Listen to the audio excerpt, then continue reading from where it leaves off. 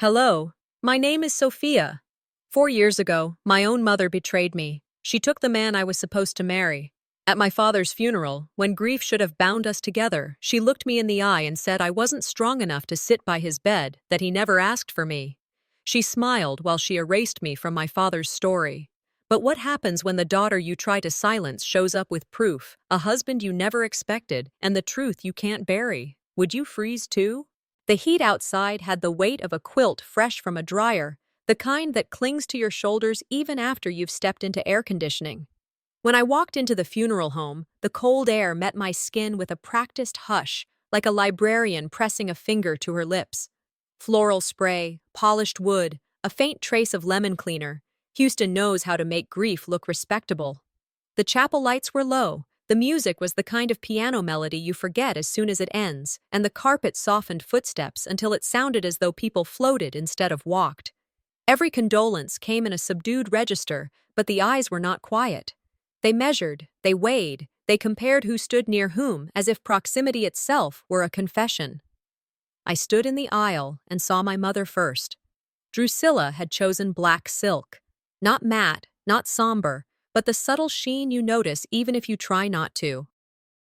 Her hair was set, her pearls were the exact size to be noticeable without being called ostentatious, and she was stationed near the photo of my father like a hostess at a gala. She held hands a second too long, tipped her head at the right angle, and let her voice drop on the word loss, as if she were pulling a lace cloth over the casket of the entire room. Grief as choreography. She had always been good at that. "Bless your heart," a woman murmured as she brushed past me, and though the words were technically sweet, the shape of her mouth made them a benediction for the unfortunate. I moved forward, program in hand, and caught my reflection in the framed glass, hair pulled back, minimal makeup, the bracelet my father gave me when I was 26 snug at my wrist. An usher offered me a pew near the back marked for family privacy. I thanked him without moving. People I hadn't seen in years were already looking at me with a kind of tender curiosity, the way you look at a neighbor's dog that keeps escaping the yard. Poor thing, why can't someone keep her inside the fence? A cousin I barely knew slid in on my left, made a show of smoothing his tie, and said from the side of his mouth, "Hard day." The way he said it wasn't sympathetic. It was observational, like a weatherman. I nodded and kept my voice even. "Yes," he added. "Your mom's been incredible, handling everything." It was the kind of sentence designed to slide a second idea underneath the first. I let it pass. There was no time to unspool a lifetime of contradictions inside a single breath. On the far wall, an easel held a photograph of my father in a gray suit, eyes smiling at someone just out of frame. I felt that old tug, the one that asks you to step backward into a memory and pretend it can be present tense if you close your eyes hard enough. I stood up straighter instead. This was his farewell. I refused to make my posture look like apology. 4 years earlier, the air smelled of champagne and peonies rather than lilies and polish. We had chosen a venue with natural light, and the rehearsal dinner menu sat half-edited on my kitchen table beside a stack of ivory invitations. Orpheus, my fiancé then, was tall in the way that makes room feel narrower when he enters. He knew how to speak to waitstaff with a kindness that earned him extra attention and how to order wine that made people nod. Even now, memory tries to sanitize him, to dust the edges of his choices. I let the memory stand for a breath and then return it to the shelf where it belongs. My mother leaned into the planning with a new intensity that I misread as affection. She offered to check on the florist because she knew a better one. She called the venue because she knew the manager's sister. She wanted to help with the seating chart because people carry grudges longer than they carry casseroles, and she didn't want any scene. The text messages multiplied. "Have you considered a different band?" And each suggestion arrived wrapped in ribbon. "You know I only want the best for you." When she laughed at his jokes, I told myself it was relief that he could charm even her. When he praised her taste, I told myself he was practicing for a lifetime of harmony. The night before the tasting, I had run out for milk and bread. When I came back, the apartment felt occupied, though I hadn't left anyone there. My mother's purse sat on the entry table with the clasp half open. Voices carried down the hall, too low for the words to be distinct, but close enough for their temperature to be clear. I set the groceries on the counter without noise and walked slowly to the den. They sat too close. My mother's hand rested on the back of the couch behind Orpheus's shoulders, not touching him, but close enough to read as a rehearsal for permission. He held one of our invitations between his fingers and traced the embossed letters with a thumb, as if considering the weight of each word. My name looked small in his hand. "I can help you," my mother said, and the syllables unfurled like a contract. "You should be with someone who understands what you're capable of." It would be laughable if it weren't so well-timed. Orpheus smiled in the way men do when they're being told what they were already hoping to hear. "You've always seen me," he said. That sentence has an aftertaste. I stood in the doorway and didn't clear my throat. I waited for them to notice. My mother looked up first, registered me without flinching, and offered a script faster than I could breathe. We were just discussing a few last-minute details. "You know how you get when schedules slip." She turned to him with a gracious half-smile that asked him to join the illusion. He obliged. It took me 2 weeks to call off a wedding that should have been canceled that minute. I didn't throw a glass, didn't kick him out, didn't stage anything. I moved the invitations to the closet, called the venue alone, and told the band we wouldn't need them after all. People asked what happened. I said, we weren't right, because the truth was uglier than family dinner can digest. A friend tried to rescue it with a line that still visits me. "Betrayal never comes from enemies." It landed like a thud against a door I didn't want to open. I chose work, routine, quiet. And when the quiet rang too loudly, I filled it with lists. A person can inventory her entire life if she's careful enough.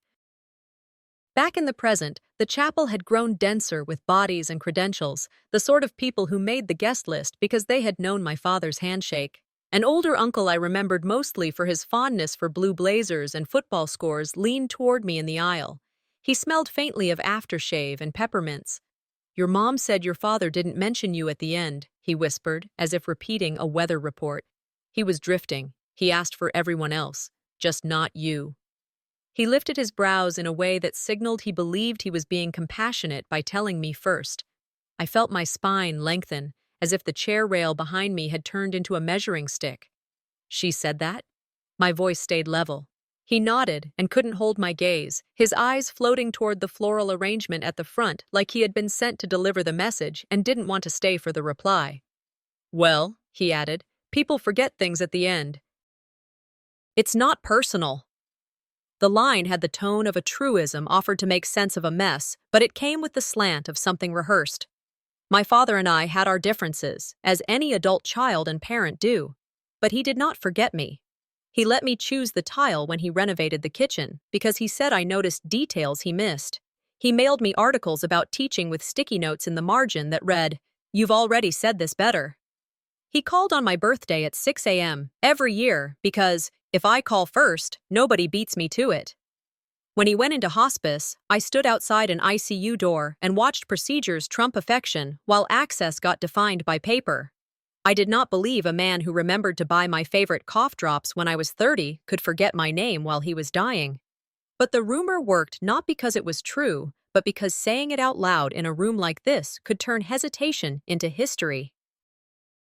"Did she really say that?" I asked, giving my uncle one last chance to reconsider inheritance of gossip. His mouth opened and closed, and then he looked down at the program. "She said you'd understand," he murmured, as if absolving himself. I wanted to ask him if understanding was a synonym in his mind for silence. I didn't. The chapel is a terrible place for definitions. I folded my program once and slid it into my handbag so my hands had nothing to do but be hands.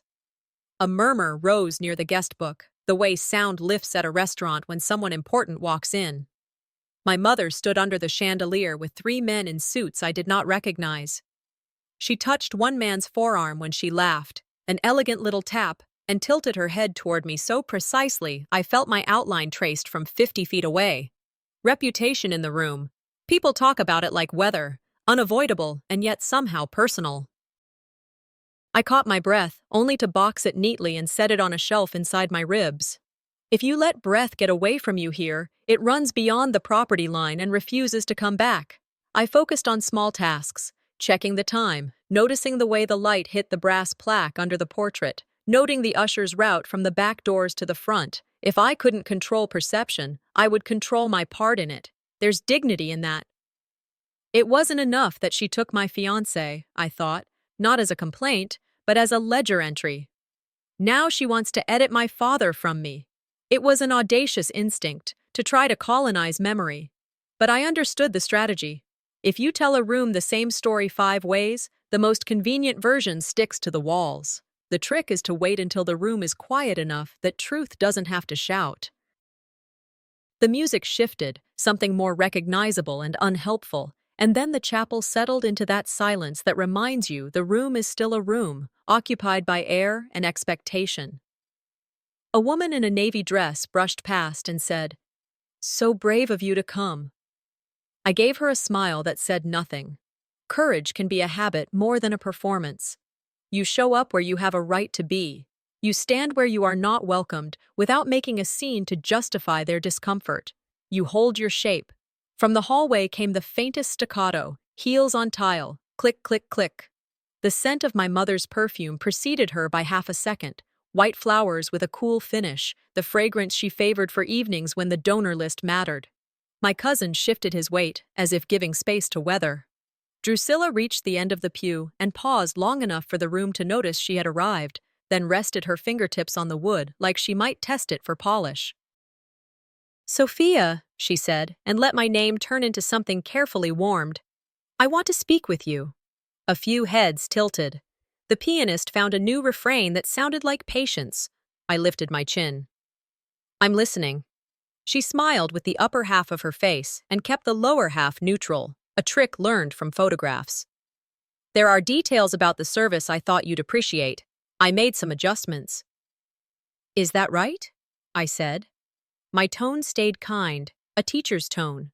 The room held its breath not because it expected a fight, but because it wanted to hear how a person behaves when the floor might give a little. Her eyes traveled deliberately across the pews, landed on the frame with my father's picture, and returned to me with a look that was almost pity. "We should keep today simple. No need to complicate things." "Simple," I repeated, as if tasting whether the word held any flavor. "We can do simple." I felt the bracelet against my wrist, the one my father clasped the year I got my first classroom. He had said, "You are good with beginnings," and I had laughed. I thought of that now as if the past had handed me a clean handkerchief. Drusilla's heels clicked once more on the aisle, and she angled her shoulder slightly, the way a person does when they expect the other to fall into step behind them. I didn't move.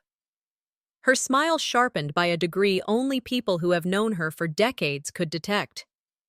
"Follow me," she said softly, not soft. I stayed where I was and let the quiet gather without apology. Somewhere near the rear doors, a child's whisper passed like a paper airplane and fell. The organist reset his hands, waiting for a cue. Outside, the heat pressed against the glass. Inside, the room arranged itself around a conversation only 2 people would remember word for word. "Mother," I said, and the word fell neatly into the space between us. "If there's something you want me to hear, you can say it here." Her perfume drifted closer. The pianist lifted his hands and then set them down again. She lowered her chin an inch, enough to change the angle of the next sentence. "Very well," she said. "Let us speak plainly." "Let us speak plainly," my mother said, and the chapel seemed to lean in.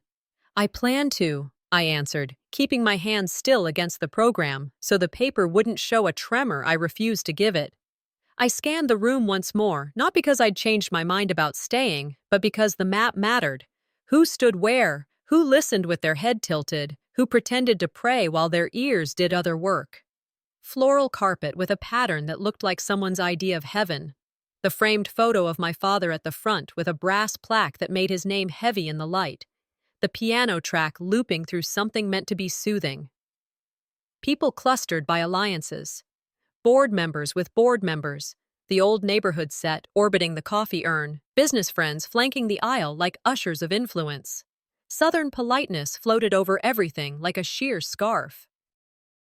"Bless your heart," a woman in navy said as she touched my elbow and held it a half-second too long, sweetness weaponized into leverage. Another guest smiled with the corners of his mouth and kept his eyes skeptical, kindness on layaway. I made a quiet list of who avoided my gaze and who wore curiosity like perfume, ready to be near whatever smelled like a story. I anchored myself with small rituals: straighten the program, roll my bracelet once with my thumb, align my shoulders with the aisle. I could feel my father's old lines settle into place the way a tool fits a hand that's used it for years. Grace under pressure isn't weakness, it's discipline. This room would not get a spectacle from me. It would get sentences I could stand beside later. In this room, the story people told about me mattered as much as the truth, and if I had to choose, I would speak when it landed the hardest. 2 years earlier, the air had been cold enough in the hospital hallway to make your teeth think about chattering. Antiseptic clung to the vents, and the overhead speaker called out codes as if bad news could be softened by being half-sung. The red, authorized personnel-only strip across the ICU doors looked theatrical until you stood in front of it with flowers. I had brought the white ones he liked, simple, not dramatic. A charge nurse with kind eyes and a clipboard asked for my name and then checked the list. "Miss Harrison, I'm going to ask you to wait right here," she said in a voice that was trained not to bruise. "We'll need approval from the decision-maker to add any visitors today." "The decision-maker," I repeated, tasting the plastic of that phrase. "He asked for me yesterday." Her smile dipped, not from rudeness, but from the weight of protocol. "I understand. Today we're limiting stimulation." "If his representative authorizes—" Behind the glass, I could see my father's hand lift slightly, as if he were reaching through heavy water. The monitor's beep paced the hallway like a metronome, counting a time signature I couldn't keep. I took a breath. "Can you page them now? I'll wait." The nurse nodded and disappeared behind a swinging door. I stood there long enough to read the art prints twice, the ones that are supposed to lower your blood pressure, and then my mother arrived with a leather folder and a practiced calm that looked like mercy if you didn't know where she bought it. "I've got it handled," she told the nurse when she returned. "We agreed to keep things quiet this morning." "Your father asked for me," I said, keeping my tone even because emotion has a way of disqualifying itself in rooms like this. "Just 10 minutes. He'll rest better once he sees me." My mother opened the folder and removed a document, the paper thick, the kind you pick for gravitas. "Medical power of attorney," she said, as if introducing a guest to the table. "We're limiting visitors." The nurse's eyes flicked to me with apology and back to the page. "I'm sorry. Only the POA can approve additional visitors today." "I'm his daughter," I said, careful with each word so none of them broke. "He asked for me yesterday." "He needs rest," my mother replied, the consonants wrapped in velvet. "We don't need drama." HIPAA and policy and intake notes, the nouns lined up like a fence. Kindness bowed to process. The nurse held her place as neutral ground, repeating the script about stability and stimulation and best practices, and I nodded, not because I agreed, but because I understood the machinery. In Texas, the document holds the key. If doors won't open for you, you don't throw yourself at them, you learn the hinges. Through the glass, my father's hand moved again. I put my palm flat against the pane and knew he couldn't see it, not really, but I let it stay, a shape he might sense like a shadow of sunlight on closed eyelids. I said nothing else to my mother because I already believed the line that has rescued more women than it has comforted. When someone shows you who they are, believe them the first time. She had shown me for years that control, to her, felt like love. I believed her then, and I didn't forgive the definition. I left that day not screaming but memorizing, names on lanyards, shift times on the whiteboard, the hour they changed the IV bag, the way the security guard rubbed his neck at the end of a long night. I wrote the date on a receipt and tucked it into my wallet. Every small fact could be a stitch, and if I collected enough stitches, I could cast a net when it counted. Back in the chapel, present tense pressed against me again. The piano softened, a signal that the room was ready for whatever my mother had rehearsed. Near the guest book, two women leaned their heads together and misjudged the distance their whispers could travel. "Left at the altar," one breathed. Couldn't keep a man, the other supplied, as if they were filling in crossword clues. Poor thing. I walked toward them, not fast enough to be dramatic, not slow enough to look like I was sneaking up. The hush traveled ahead of me like a draft. I stopped at a polite distance and waited until they met my eyes.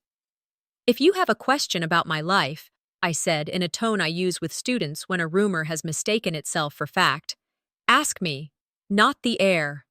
Color climbed one woman's neck. We were just concerned, she said, concern being the old coat people throw over cruelty to make it look presentable. Concern without truth is just theater, I answered, and I let the silence land. People say silence is empty. It's not. It is a mirror. The one on the right glanced down at the guest book and wrote her name so carefully you'd think someone else was grading it. I didn't explain a thing. I didn't rewrite history in the foyer. I gave them a nod that said we were done and moved back into the aisle. A widowed neighbor, Mrs. Leahy, who used to bring us pound cake when we moved houses, caught my eye and gave the smallest smile, the kind that says you held the line and I saw you do it. That was enough scoreboard for me today. I reminded myself why I was here. I was not here to win a debate. I was here to honor my father and to hold my frame until it mattered most. I drank water from the fountain, slow, 3 swallows. I sent a brief text, confirm later call, to the contact who would answer when Grace needed structure. I glanced toward the AV table without hovering. I noted the order of slides on the laptop screen. The title card paused on my father's name. Feelings are valid. Timing is everything. I rehearsed 3 sentences I could say if handed a microphone, and 3 I would not say, even if cornered. I practiced a smile that left out explanation. Light is a character in these rooms, too. I moved 2 steps so the overhead didn't cast a shadow that made me look tired. My father always said, optics aren't the story, but they help people hear the story. I let the lesson stand. I would not fight with the lighting. I would let it do its gentle work. My mother began drifting toward me, and the room reoriented, as it always did when she entered a frame. She gave a small, precise signal to the AV tech, 2 fingers, a nod, and I recognized choreography in that too. People hushed before she spoke. Sweetheart, she said, adding soft sugar to the word like powdered confection. I adjusted a few program details you'll appreciate. I appreciate clarity, I said, not taking the bait. My jaw relaxed instead of clenched. It's one of the few tricks I've learned that looks like grace and is... At the back, the projector threw a brief rectangle of light on the wall. I caught the first frame, my father's title card, and then a flash of thumbnail previews, quick as a pulse, enough to tell me how she might have adjusted. A childhood picture without the edge where my hand held his. A family photo that cropped just before my shoulder. A caption that read family and listed names with gaps that weren't accidents. I steadied my breath the way you do before you dive. I am not the girl who cried in hospital corridors anymore. I am the woman who learned the hinges. The organist lifted his hands again. The lights dimmed. My mother's smile sharpened by half a degree as the slideshow clicked to life. The lights lowered until everyone's faces became soft ovals, and the projector hummed like a refrigerator at night, steady, indifferent, relentless. My father's name flared on the screen in gold serif letters, the kind of dignity you can buy from a print shop if you don't have it within. A photo from his first job appeared, him in a cheap tie with a grin he never quite lost, then a jump to a charity gala, then a snapshot of a fishing trip on Lake Conroe, where his hat sat crooked from laughing too hard. The sequence looked like affection until you watched the edges. That's where the truth hid. In one family picture, the frame cut just before my shoulder. I knew that original, knew how my hand had linked around my father's elbow. In this version, the empty space pretended that moment never existed. A graduation photo slid onto the screen and, with an almost imperceptible skip, moved past the row where I stood and settled instead on my sister's friends, as if the camera itself had lost interest in me. A caption that read family listed names the way receipts list items, itemized, tidy, incomplete. Mine was missing. Absence was dressed up as oversight. Behind me, a couple whispered with the confidence of people who assume quiet equals privacy. Maybe she moved away for good, the man said, and the lie landed heavier than any insult because it tried to recast disappearance as choice. I heard paper rustle as someone dabbed an eye. I smoothed my program flat against my palm and counted a slow 4, then 6. I didn't need to fix the room. I needed to fix the record. I tracked details the way a nurse tracks vitals: the AV tech's posture over the laptop, the flash of a silver USB drive taped to the back of the cart, the tiny red light on the remote that flicked each time a slide advanced. He who controls the slideshow controls the story. Fine, I could be patient. A mentor once told me, don't argue with the edit, collect the footage. It felt truer now than it did when I first wrote it down in my classroom notebook. When I glanced toward the front row, my mother's chin was lifted a fraction higher than necessary, a small trophy of satisfaction. She sat with the poise of a woman who believed inevitability could be staged, that if you present a narrative as etiquette, people will prefer it to reality because it's easier to applaud. I rolled my bracelet once under my sleeve and kept my posture tall. I would not duck the screen, even when it trimmed me out of my father's life. The last slide faded to a tasteful dove gray, and polite applause rose and fell, a sound more about habit than feeling. My mother rose first. She's always been gifted at entering aisles as if they were designed for her to glide down. Before I could step forward, Orpheus appeared at her elbow, cufflinks winking under the chandelier as if they appreciated being part of the show. It took a breath for the room to register the pairing, then the sound that older Texans make when discretion fails them. Well, bless their hearts. A dozen tones of disapproval disguised as sugar, she threaded her arm through his. The gesture was intimate without being improper, practiced without seeming rehearsed. He turned his face to the nearest cluster of guests, the way a lawyer turns to a jury he's confident he can lead. She brought him the last step to me and stopped with a smile calibrated at 70% warmth, 30% pity. He's with a real woman now, she said, voice low enough to pass for private if you pretended not to hear. You'll understand when you're stronger. Orpheus didn't look at me first. He looked at the room. Your mother has been an anchor through all this, he announced, and let the vowel on anchor linger like a ribbon.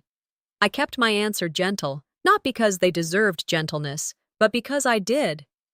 Anchors are useful, I said, until they drag you under. My mother's lips moved half an inch toward disapproval, then returned to neutral. My ex smoothed his tie. A woman from church covered her mouth with her fingers and failed to hide her eyes.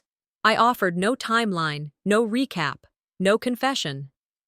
Americans respect boundaries when they're stated in plain English. I gave them mine, short, clear, final. Within my view, I noted who listened without blinking, who pretended to be confused, who made that face people make when they realize the story they've been fed has a price tag. Reputations in rooms like this travel faster than facts. I mentally indexed names that would matter at probate, and names that would matter only at Sunday brunch, which sometimes does just as much damage. A line floated up from somewhere in my college years, the one that gets embroidered on pillows because it reminds people where the leash is. No one can make you feel inferior without your consent. Consent withdrawn. I refuse to give them a scene. Performance feeds on reaction. Starve it, and it shows its bones. I pivoted toward the AV table with the same energy I use when redirecting a restless student. Firm, ordinary, unflappable. The tech, barely 30, nervous hands, clean shirt, looked up. Would you mind saving a copy of the slideshow to a spare drive for the family archive? I asked. It would help me keep things straight later. I smiled like a person asking for a recipe, not a confession. Of course, he said, relieved to be needed for something procedural. He reached for a labeled thumb drive on a lanyard. We keep one for families. He plugged it in. A tiny window opened on the screen. I read the file name, Memorial Final V8, PPTX, the creator's username, the last edited time, the export date. Nothing theatrical, nothing that would cause a fuss, just questions any organized daughter would ask. Could you also email a link when you get a second? I added. Whatever's easiest for you. Chain of custody begins with courtesy. He nodded, typed, and said he would send it after the service. I thanked him by name. Names matter when you have to find someone later and you want them to remember why they chose to help. I stepped a pace away, texted a brief message to a trusted contact. Please be ready to receive a file. Keep metadata intact.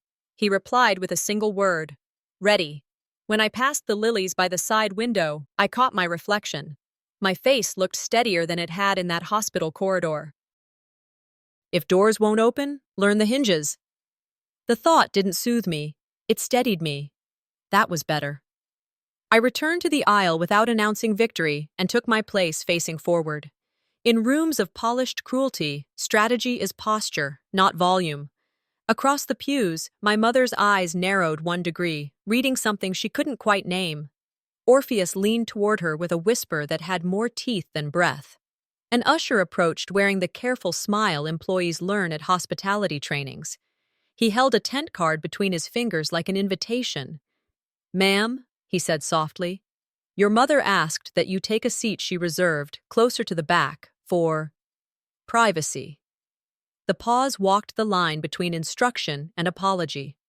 I took the card and read the word reserved, printed in script, that tried to look expensive. "Thank you," I said, and handed it back. "I'll remain standing until the eulogy begins." The sentence was a simple sentence. It did not ask for permission. His posture shifted, relief mixed with concern for his checklist, and he bobbed his head before retreating down the aisle.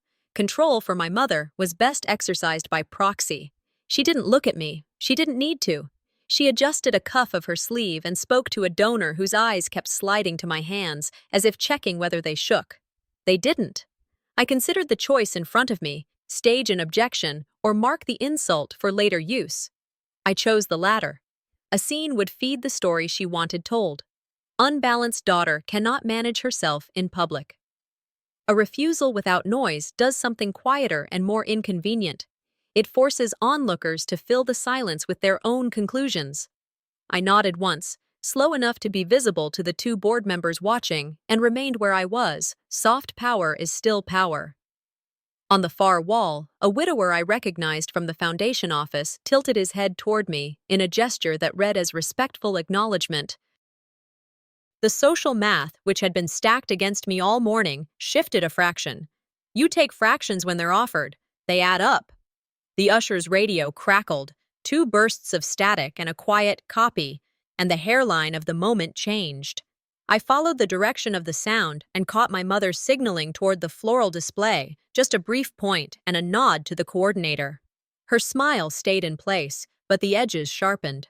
The cart with the carnation and rosemary arrangement I'd ordered began to inch along the floor, the wheels squeaking a rhythm that felt like a cue line for the next act. I lifted my eyes and met hers across the distance. She didn't blink. I felt the room pull, as if the next move would tell it how it should remember this day. I smoothed my dress with a palm and set my feet the way a person does when they plan to absorb impact without giving ground. Here we are, I thought, not as resignation, but as recognition.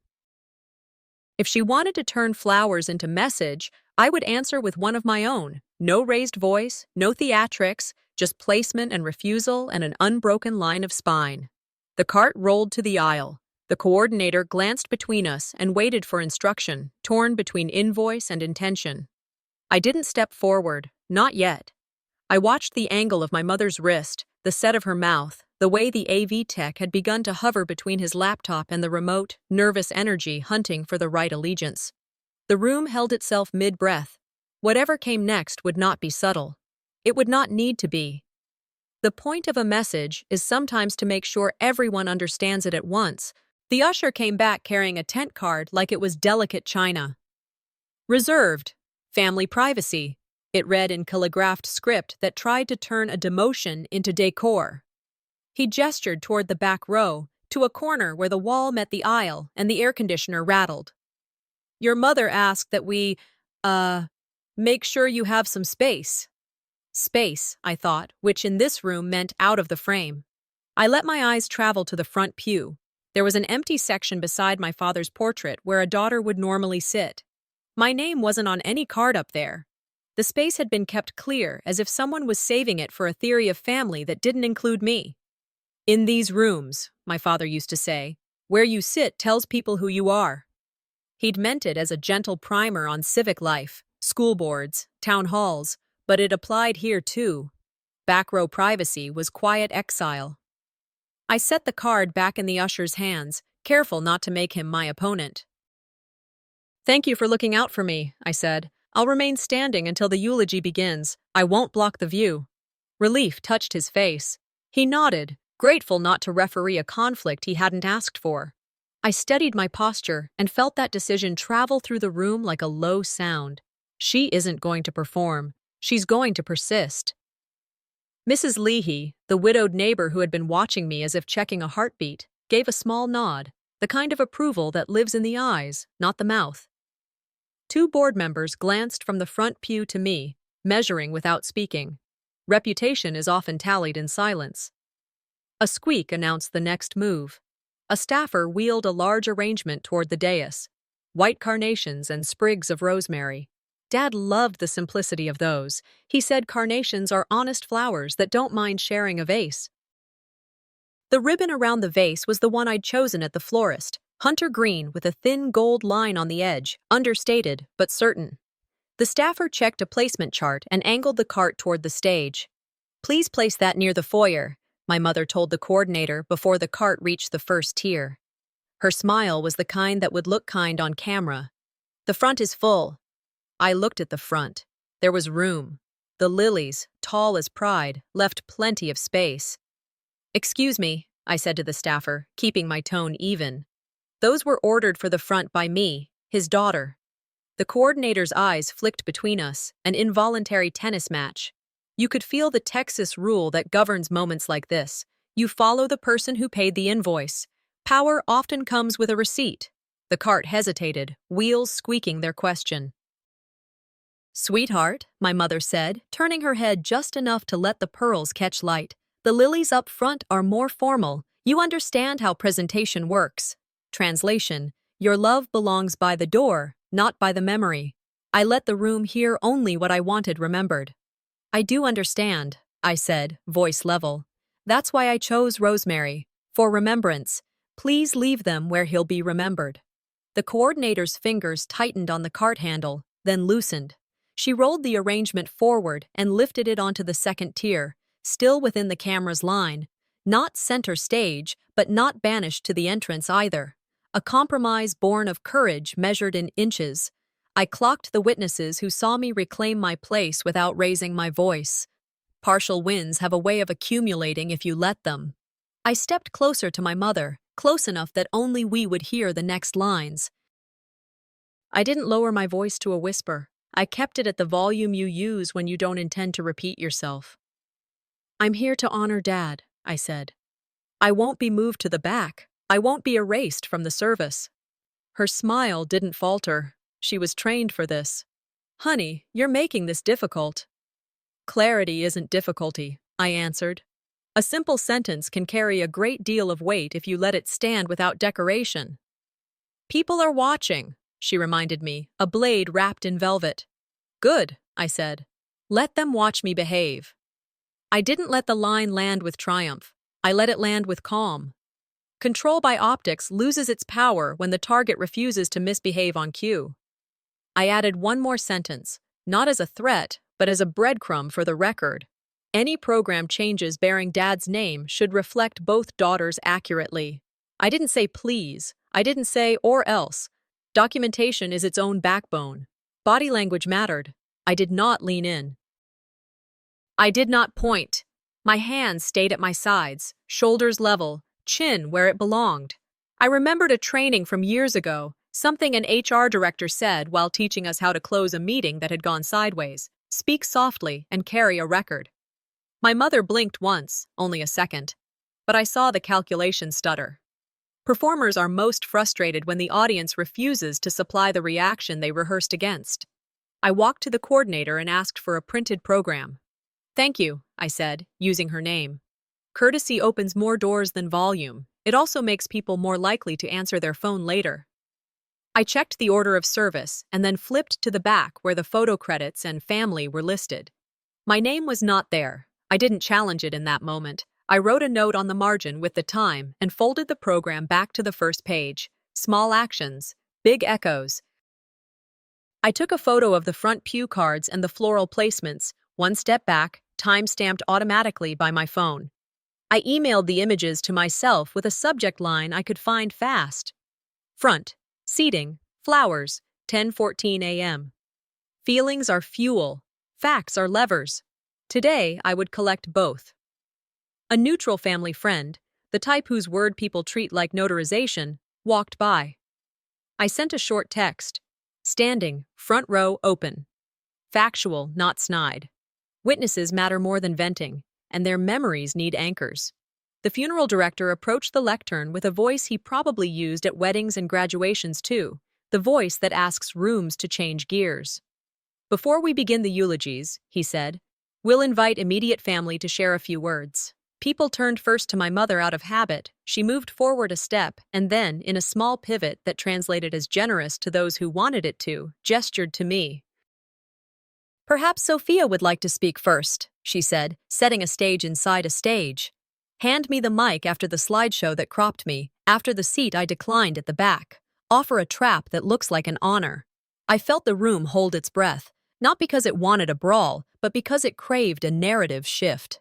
Performers count on the diminished to prove them right by exploding. I would not give her that satisfaction or the excuse it would birth. I stepped into the aisle. The rosemary on the second tier caught the light and gave off the faintest scent. Green, clean, stubborn. I smoothed the program once, not to stall, but to feel paper under my palm instead of air. A piano chord swelled and then gave way to hush. I'll speak, I said to the director, not to my mother. I placed my hand on the rail and lifted my chin. My voice belonged to my father today, not to any script someone else wrote. I walked to the lectern without looking back. The wood was cool. The microphone was set at the height of a man, so I moved it down with a quiet scrape and set the pages in my hand where I could see them. I didn't write a speech. I don't deliver monologues to win over rooms that came for theater. I tell the truth in sentences I can defend later. My name is Sophia, I began. I'm Robert's daughter. I let the simplest identity rest on the room like a coat on a chair. Dad taught me that love doesn't need a spotlight. It needs showing up. I looked at the front row, at the chair that could have held me, then at the portrait with the brass that made his name heavy. He showed up for me in 1,000 small ways. He called at 6 a.m. on my birthday because he liked winning. He read drafts of my classroom letters and wrote in the margins, "Say this shorter, they'll hear it better." He bought the cheapest flowers in the store because he said they were honest. I didn't mention edits or seating or captions. I didn't list grievances or correct rumors. I let my father be the subject, not my mother's campaign. If you want to honor him today, I said, do what he did. Tell the truth kindly. Keep your word. Show up for people in ways that don't need applause. I paused long enough for the words to find their feet. That's all. I stepped back from the mic. No flourish, no glare. The director nodded and moved us along. The applause that followed wasn't loud, but it felt clean. My mother's expression didn't change, which is how I knew it had landed. I returned to the aisle, not to the back, and stood where the light didn't cast harsh lines. My heart steadied itself. There is a particular quiet that comes after you refuse to join a play you didn't audition for. It isn't victory, it's alignment. A whisper of movement at my side told me the usher had returned. He looked as if he wanted to scoop me away from any future harm, but he held his ground. Thank you, he said, barely audible. Not for speaking, for how I spoke. I nodded. The organist shifted to the hymn my father loved, and the room began to sing in a way that sounded like people remembering who they were supposed to be. While they sang, I took a second photo of the flowers and the front pew and sent both to myself again with a new subject line. Redundant, some would say. Protective, I would argue. Habit is how you keep promises to yourself when rooms are designed to make you forget them. When the hymn ended, the director announced the first eulogy from a colleague of my father's. I listened, hands relaxed now, posture unchanged. My mother's eyes moved occasionally, not like a person listening, but like a person scanning for angles. The coordinator hovered near the floral display, unsure if another instruction was coming. The board members had stopped looking at me and started looking at the program, which might have been progress in its own quiet way. Inside my chest, a small click. Boundary set, record kept. I wasn't naive about what would come next, but for the first time that morning, I felt the ground answer back under my shoes. When the colleague finished his eulogy and the hymn faded, the chapel settled into a quiet that felt like a held breath. I stood where I'd been, aisle midway down, rosemary glinting on the second tier, enough light behind me to soften the edges. My mother slid into my peripheral vision like a shadow learning how to speak. Her smile was polished to the point of reflection. "Remember, dear," she murmured, each syllable a gloved hand, "don't embarrass yourself." I turned fully, the way a teacher turns to a student so there's no confusion about what is and isn't acceptable. "Why did you keep me from Dad's bedside?" My voice didn't carry above conversation level. It didn't need to. The question arrived with its own volume. A few heads stiffened. The organist adjusted a stack of music sheets to give the room something to look at. For a moment, the mask on my mother's face, gracious widow, tasteful host, cracked. She recovered with speed that would have impressed an EMT. "Because you weren't strong enough for him to see," she said, as if she were explaining medicine to a child. The blade hid inside the bandage. "He was my father," I said. "You don't get to ration love." You can hear gasps even when people try not to make them. Somewhere behind me, a woman breathed, "Lord have mercy," which in this part of the country can mean any number of things, few of them prayers. I could feel my pulse in my fingertips, but they didn't shake.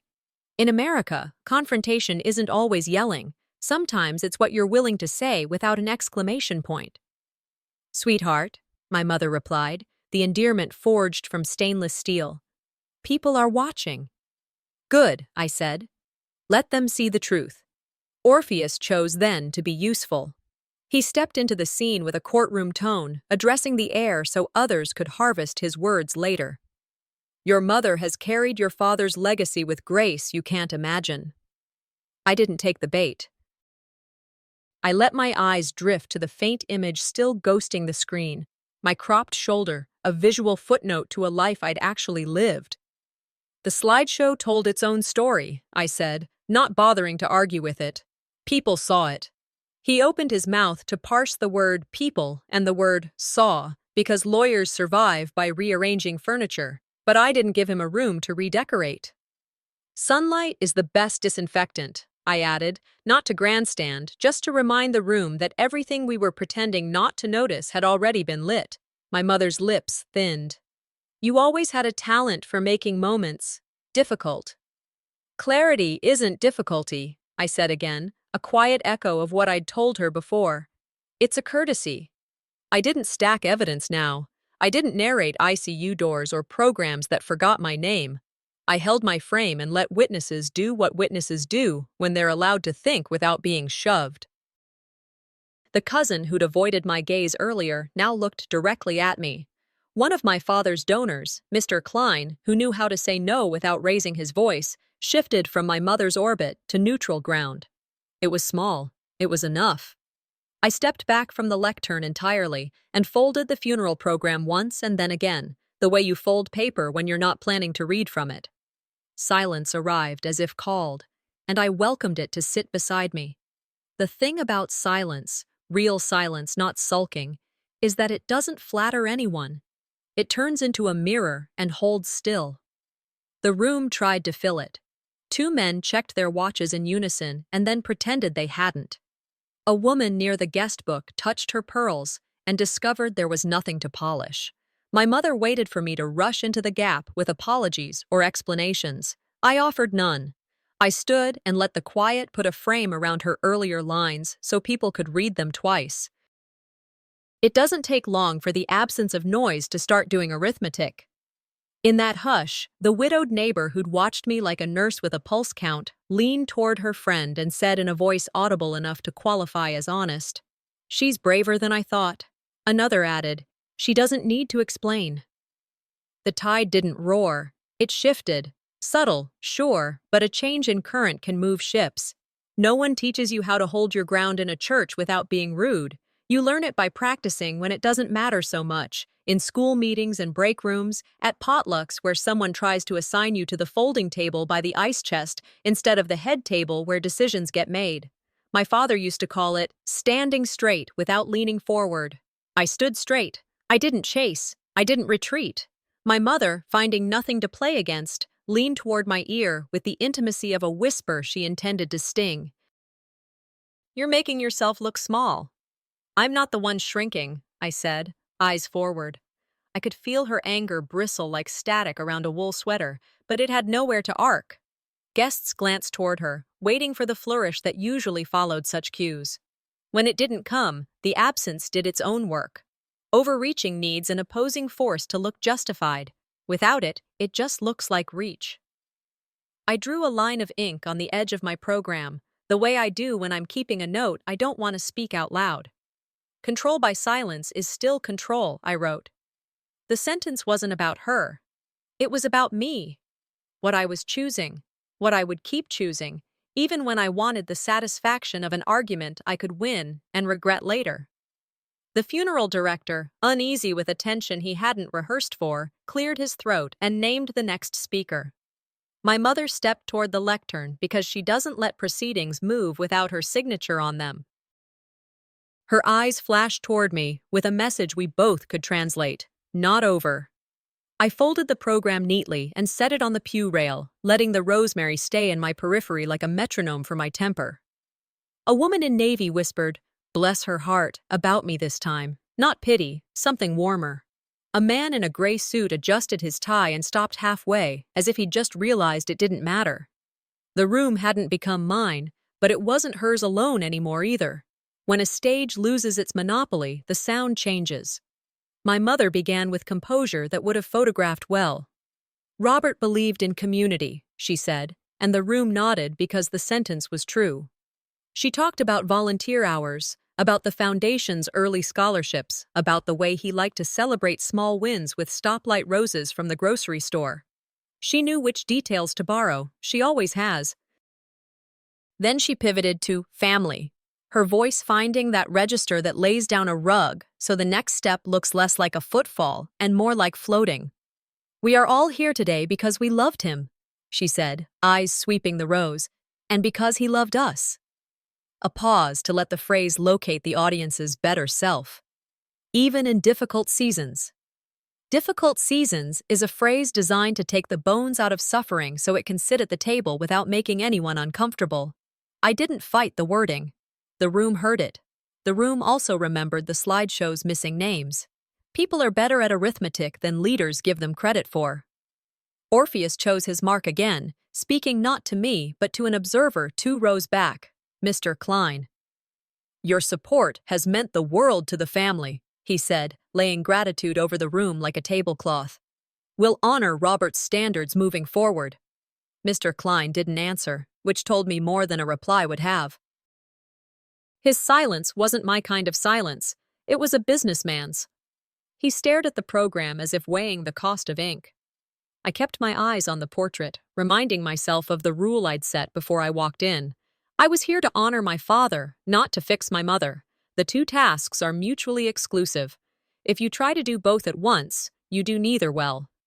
A few minutes later, the director asked attendees to bow their heads.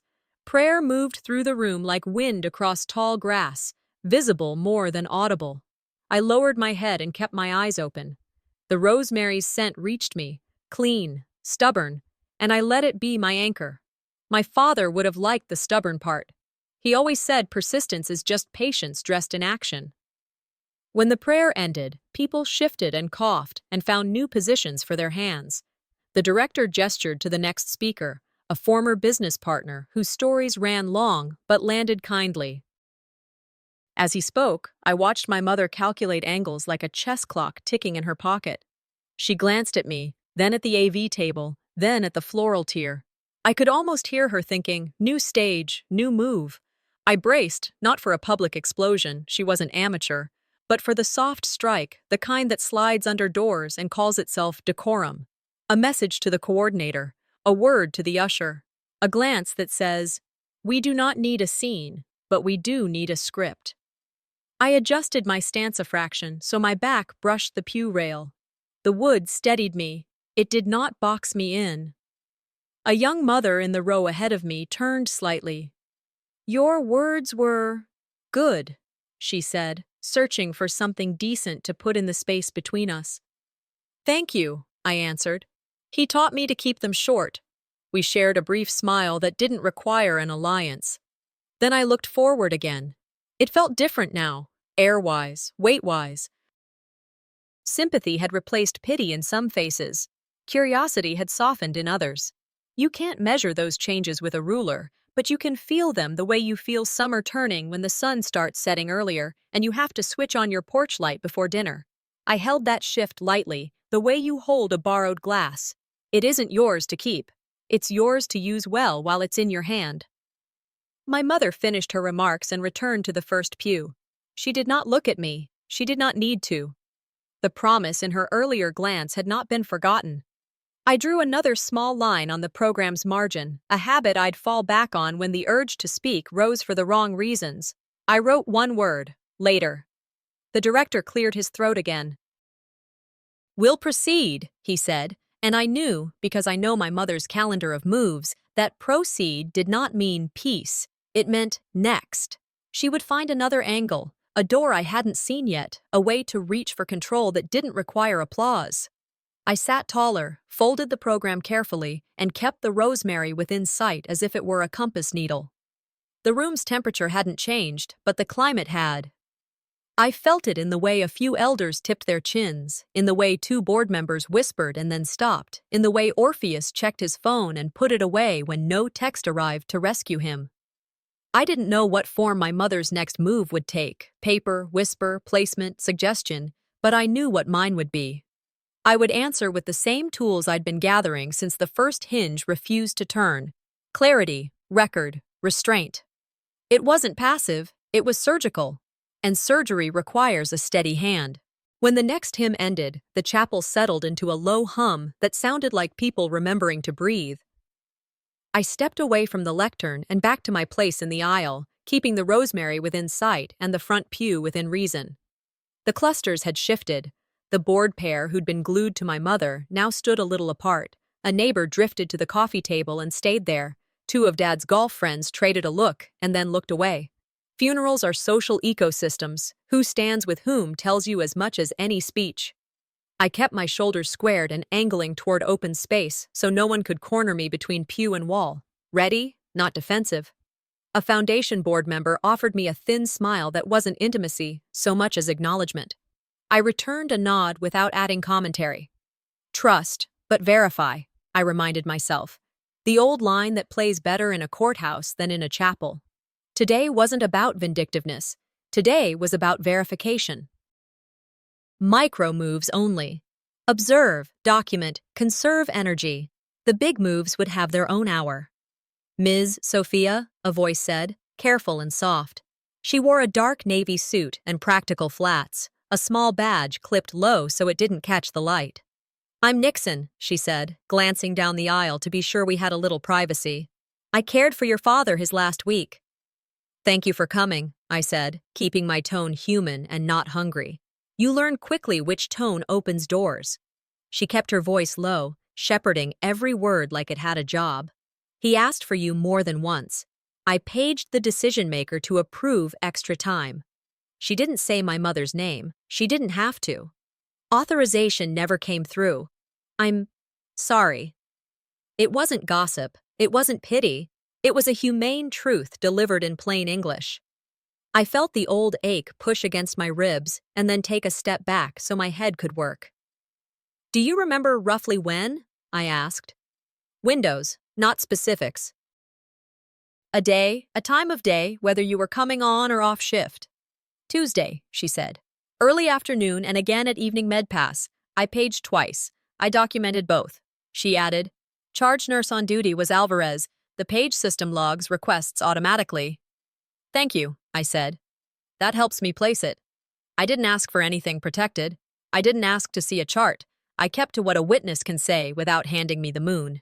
Did he say anything particular?" Her face softened 1 degree. He said, "Tell my youngest I'm proud." He squeezed my hand when he said it. She looked at me as if bracing for a reaction that might unsettle the room.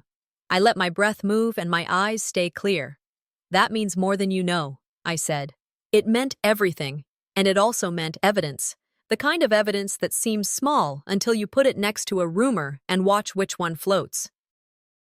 "If you want a brief note later, non-clinical, just what I observed, I can do that," she offered, almost apologetically. "Off the clock. I'll give you my email." "I'd appreciate it," I said. "A simple statement is perfect. I'll have our counsel contact you." I didn't say thank you twice. Once was enough.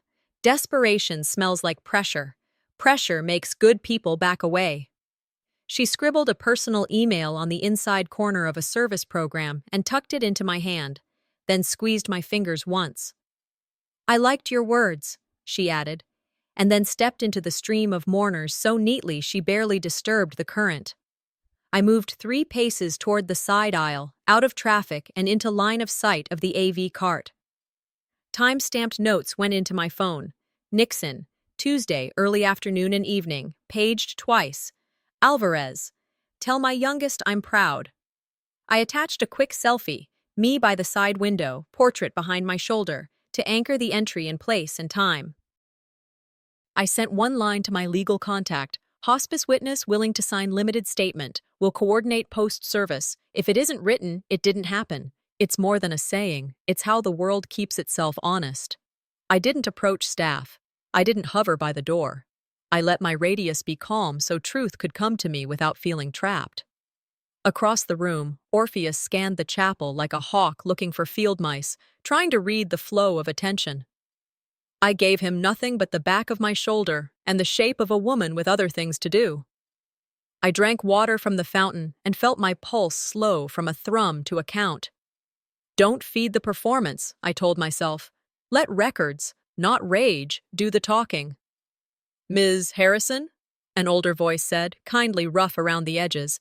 A man in a blazer too tight at the buttons, a tie that had seen boardrooms, not TV studios, stood with a manila envelope tucked like a psalm book under his arm. "I'm Frank Davis.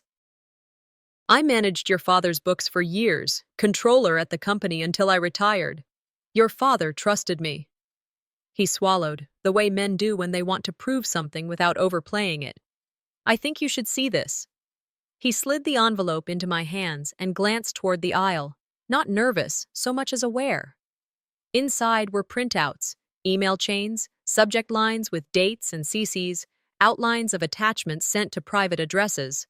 Words did their coy dance: reallocations, temporary bridges, cleaner optics. But the steps were familiar to anyone who's lived long enough to see a shell game played with stationery. There were references to an LLC with a name too generic to be innocent, movement before year-end, language about settling after probate. Orpheus's replies were full of phrases that sound legal without being law. My mother's sign-offs read like signatures that didn't expect daylight. I didn't fan the pages. I didn't hold them up like a trophy. I photographed the first page, corners, staples, headers, in a single frame for quick reference, then returned the stack to the envelope. Chain of custody begins with not scattering papers at a funeral. "Did anyone else see these?" I asked. "I kept copies of the originals," he said, eyes steady. "Server images from the office backup. Timestamps will hold." "May our counsel contact you," I said. "We'll handle it properly." "I would prefer that," he said, relief easing his jaw. I didn't know how to bring this without making a mess. He deserved better than a mess. "He does," I said. "Thank you." I texted the code phrase Caleb and I settled on months ago. "Paper trail surfaced. Need secure capture." The reply came almost immediately. "On my way. Preserve as is." I slipped the envelope into my tote and zipped it closed, not like I was hiding contraband, but like I was putting cutlery back into the drawer. When I looked up, my mother had noticed the handoff. Her chin lifted a quarter inch, and one brow ticked, the way a pianist's finger lifts before the key that changes the key. She touched Orpheus's sleeve, and he started angling down the aisle with the kind of smile men practice in reflective glass, friendly enough to disguise intent. I pivoted toward the side door, not to flee, not to chase, but to intercept Caleb in the foyer, where the corridor cameras could see hands and papers and posture without opinion. In Texas, they say a handshake can be a contract. They're not wrong. But paper wins in court. The funeral director called for a musical interlude, the piano swelling to give the room cover. Through the open doorway, I saw Caleb's silhouette moving against the foyer light, measured, unhurried, the way an adult walks into a school fight to end it without creating another. Behind me, Orpheus gained ground, his voice already warming up for whatever sentence he believed would stop momentum and start confusion. "Let's not make a scene," he said, a touch louder than necessary. "I don't make scenes," I said, not turning. "I make records." The hallway's cooler air met my face, and the relative quiet felt like a neutral witness. Caleb reached me at the edge of the foyer, eyes asking and answering at once. I slid the tote strap off my shoulder, unzipped it, and showed him the manila envelope without removing it. He nodded, took the bag by the top with 2 fingers, and re-zipped. No fuss, no display. He pulled his phone, opened a secured chain of custody app, and snapped a time-stamped photo of the tote on my shoulder, then another with the tote in his hand, then a third of me beside him. He entered a short notation and tapped save. It took 10 seconds. That's how you make a hinge turn. "Is that your husband?" Orpheus said, as if the question didn't already know the answer. "Executor or not, this is a family matter. Family matters are why the executor exists," Caleb said, looking at him the way a surgeon looks at an X-ray. "I'll secure this for review." "We can discuss this later," Orpheus added, softening into persuasion. "No reason to escalate." "Escalation is when volume rises," I said. "This is paperwork." He smiled at me like I might still enjoy being convinced. "Sophia." I lifted a hand, not in a flourish, just a stop sign with fingers. "Don't." He weighed the room and decided not to press. There was nothing to harvest from a hallway that refused to provide an audience. He pivoted back to the chapel, where the music still played. Caleb leaned a shade closer, keeping his voice at throat level. "We'll log it, image it, and courier it. You okay?" "I am," I said, "and there's a hospice nurse willing to sign a non-clinical statement. I have her email." "Good," he said. "Facts and witnesses." The foundation of any story that lasts. We moved down the corridor to the side table near the guest cloakroom, where a discreet camera watched the coat hooks like a librarian. Caleb opened his brief folder, placed the tote inside, and closed the flap with a single click. He snapped a photo of the closure and typed another line. "Bag sealed at 11:37 a.m. Foyer camera east." He didn't pat my arm. He didn't tell me to breathe. He gave me the next 2 steps, chain of custody to the office, imaging, courier pickup. And in doing so, he returned a kind of oxygen the room had been trying to ration. When we re-entered the chapel threshold, I kept my pace steady. Drusilla had repositioned near the lectern, speaking to the director with a posture that read as civility to people who don't know civility can be a blade. The cart with the flowers sat where the coordinator had left it, second tier, defiant and dignified. As we took our places again, me in the aisle, Caleb astride behind to my left, Orpheus watched us with interest that tried to pose as indifference. My mother's gaze found mine as if called. She read something in my face she didn't enjoy reading. The organist let the last notes fade. The director lifted his hands again. In the quiet that followed, I felt 2 paths converging, one carrying evidence, the other carrying threats. I had seconds to choose who reached me first, and I did what my father would have called the grown-up thing. I turned toward the person in the room who would treat his name like law and his legacy like a ledger. I stepped forward. The interlude swelled just enough to hide footsteps, and I met Caleb at the lip of the foyer where the light was cooler and the air didn't taste like perfume. The corridor framed us, camera high in the corner, water fountain humming, a stack of folded programs on a side table like spare alibis. I didn't have to explain. I slid the manila envelope halfway out of my tote so he could see the edge of the printouts and the way the staples sat. He lifted the flap of his brief folder. I set the envelope inside and felt the small relief of weight leaving my hands. His brow tightened, not in surprise but in confirmation. He reached into the folder and produced a second packet, thinner, ivory, embossed with the seal of my father's law firm. He kept it in his palm like a notary keeps a stamp. "Your father gave me this 6 months before he passed," he said in a voice that belonged to quiet rooms with clocks. "He asked me to hold it until today." My chest pulled tight, half fear, half validation, and then leveled. "You're sure he wanted it read here?" "He was explicit," Caleb said, "when the family gathered." The word family held its shape without my mother's edits. He didn't offer to open it. Timing mattered more than curiosity, and we both knew it. I slid the sealed packet into my tote beside a clean handkerchief I hadn't needed yet. The paper felt like intention. "Documents speak louder than memories," I murmured, and for once the cliché helped me stand straighter. We walked back in as the organist held a last sustained chord. Caleb stepped a pace ahead of me, not to shield, but to signal, and approached the funeral director with the composure of a person returning a borrowed book. He showed the seal, lowered his voice, and said, "Mr. Harrison requested this letter be read as part of the service." The director's face did a small, undecided dance between duty and dread. He turned the packet over, then over again, as if checking for printed instructions. He glanced at my mother. She didn't move, but everything about her posture said no. "May I?" the director asked, holding up the envelope an inch. "You may," Caleb answered. And that settled the question for anyone who understood the difference between an invitation and an instruction. The director broke the seal with the care of a man lighting a candle and cleared his throat. "A letter from Mr. Robert Harrison," he said, and the chapel hushed as if the room itself wanted to hear him again. "To my daughters," he read, and my name arrived in ink before it arrived in words. Sophia, spelled the way he wrote it on sticky notes and birthday checks. "I want both of you to know that my estate should be guided equally. I ask Sophia to oversee the scholarship fund in my name." The lines were plain. No embroidery. They wore work boots, not dress shoes. A soft sound traveled the pews, gasps, throat clears, the small unpracticed noises people make when a script changes without warning. I felt for the pew in front of me and found it, not to hold myself up, but to steady the anger that wanted to sprint and the grief that wanted to sit. My father's voice wasn't in the room, but his sentences were, and they did the work of a voice. The word Sophia near scholarship landed with a weight that shifted more than air. My mother's painted smile faltered a millimeter. She leaned toward Orpheus and whispered, "That wasn't supposed to be included," as if arrangements had been made about which truths could be invited. I let my eyes travel the rows, heads turned, calculations adjusted.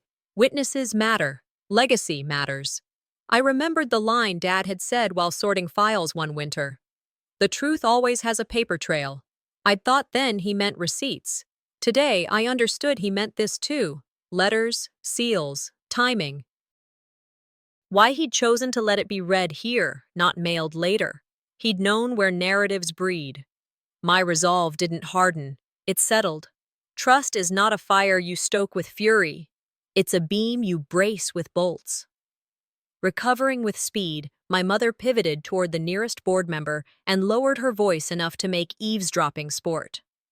"This letter isn't legally binding," she said. "Only the will is." Her tone did the work of a hairline crack, not an explosion, just a line that travels if you don't seal it. Orpheus added the polish he keeps for donors. "Probate is under her control," he put in, as if saying it gently turned it into a fact. I didn't argue legal theory at a lectern. I didn't hand the room a debate it couldn't referee. I let the silence weigh the words they'd chosen. Binding, will, control. People murmured, not loud, but honest. You could hear the difference between the sound of law and the sound of leverage. I kept my eyes on the rosemary, the clean green of it, a small, defiant sentence on the second tier. "Stay still. Stay sharp." Caleb stepped forward and faced the director, not my mother. "Probate is under court supervision," he said, voice even enough to serve as a level, "not private control. We'll see at probate." It was not a flourish. It was a floor. The line landed because it had nowhere else to go. Mr. Klein, the donor who had moved to neutral ground earlier, shifted a half step away from my mother's orbit. A woman in pearls whispered to her husband, So she does have rights. And this time, the she didn't need my name. The social current tilted. Not a wave yet, a roll. Orpheus's cufflink flashed as he clenched and released. My mother's jaw found its hinge again. She composed her face and gestured toward the organist with the kind of poise that has rescued her all her life. The director, grateful for a liturgy that did not argue, introduced the next hymn. People stood, then sang, then sat, but the air had been permanently edited. Even the silence after the music had more oxygen in it. During the hymn, my mother angled toward me, voice pitched low enough to masquerade as affection. "You must be pleased," she said. "You've been waiting to make a moment." "I'm not making moments," I said. "I'm honoring instructions." The word instructions mattered. It drew a line from paper to practice. She held my gaze longer than was polite. "There are consequences," she said. "Yes," I answered. "They're called hearings." Something like a crackle traveled the room, the sound of people pretending not to parse the lines you passed between you. I didn't deliver a coda. One thing years of teaching has taught me: when a point is clean, you let it stand without extra ink. The next speaker told a gentle story about my father's insistence on returning phone calls the same day, even when it meant dialing from a parking lot with grocery bags in the passenger seat. While he spoke, I watched corners. The AV tech stood a little straighter. The coordinator hovered by the flowers, but didn't touch them. Two board members whispered, then caught themselves and listened. The room, which had been gripped by performance all morning, began doing what rooms do when spectacle stops paying. It watched. After the story, the director glanced my way as if confirming I had nothing to add. I didn't. I had given this hour what it needed. The rest belonged to processes with calendars and seals that do not care if you wore pearls to court. My mother wasn't done. She leaned back, touched Orpheus's hand with a motion that signaled either gratitude or instruction, and murmured to a board member, "Of course the will controls," as if coaxing reassurance from the furniture. The board member nodded in a way that meant he had heard the sentence and did not intend to adopt it. Calum stayed a half step behind me, an anchor without announcements. He didn't seek eye contact. He didn't offer a thumb on my knuckles in an aisle that would misinterpret tenderness as triumph. He simply occupied the place in a frame that tells the story straight. When the hymn closed, the director asked guests to rise for a benediction. We bowed our heads. I kept my eyes on the pew rail in front of me, tracing the curve with my sight the way you trace a map you know by heart. When the amen came and people reclaimed their coats, my mother moved to the director with a smile that meant schedule, not surrender. I exhaled slowly through my nose, the way you do before merging into freeway traffic. This battle was moving from pews to courtrooms, from whispers to affidavits. I looked at Calum. He gave me a slight nod, the promise of strategy. Not the grin of a person who thinks he's won early. The steadiness of a man who owns a calendar. Guests made for the foyer, the way water seeks the lowest part of a field. Someone touched my sleeve and said, "Your father would be proud," and I believed the sentence more than the speaker. The rosemary held its green. The portrait held his grin. In the aisle, Orpheus tried one more time with a tone designed for settlement. "There's no need to make this adversarial," he said. "We all want what's best for the foundation." "What's best for the foundation," Calum answered before I could, "is clean governance reviewed by a court. We'll see you at probate." My mother's lips pressed into the kind of line you can't powder softer. She lifted a hand to signal the director, another hymn, another announcement, anything to buy time, not concession, delay. I didn't taste victory, I tasted clarity, the kind that sits square in your mouth and refuses to lean. I knew the service wasn't the end, I thought, even as the room began to empty and the coffee urn began to burble for the reception. It was the opening statement. The letter had put my father back into the story with his own handwriting, and even people who preferred theater recognize ink when it calls them by name.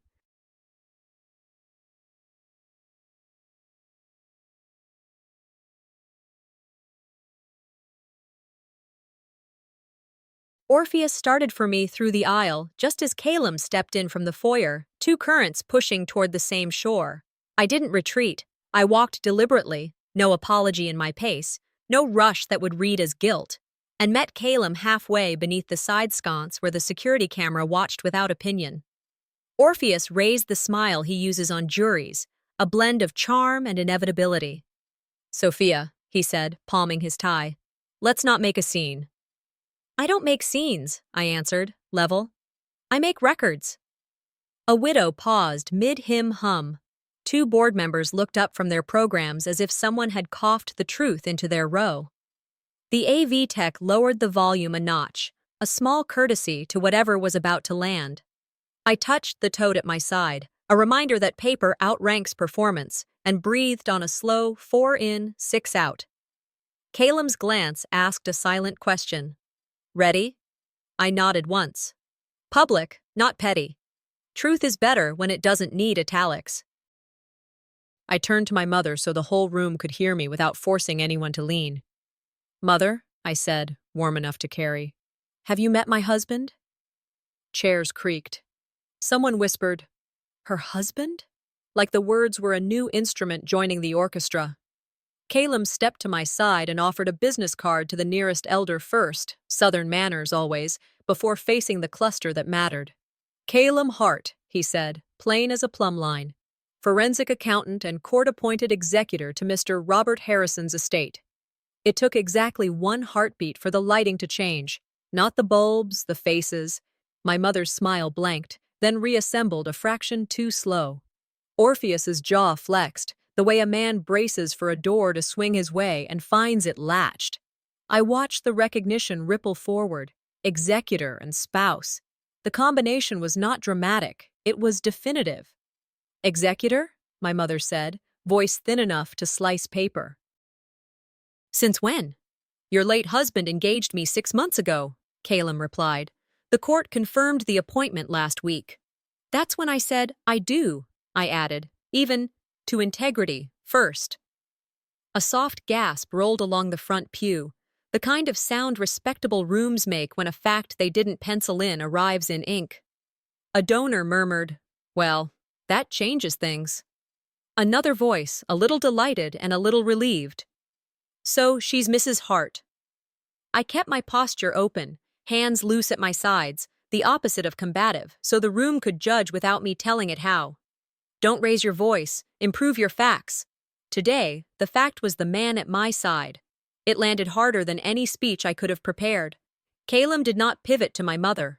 He addressed the funeral director and the board members, steady as a metronome. "Per my role," he said, "a preliminary review shows irregular transfers to a shell LLC prior to year-end." He didn't accuse, he didn't point. He named patterns, reallocations, bridge accounts, off-ledger notes, timeline ranges, and account descriptors, the kind of nouns and dates people can check without needing anyone's permission. He spoke chain of custody like a teacher who refuses to condescend. The AV tech stood a little taller, as if correct posture might help the truth lift. "That was a temporary liquidity measure," Orpheus cut in, burnishing the vowels. "Routine."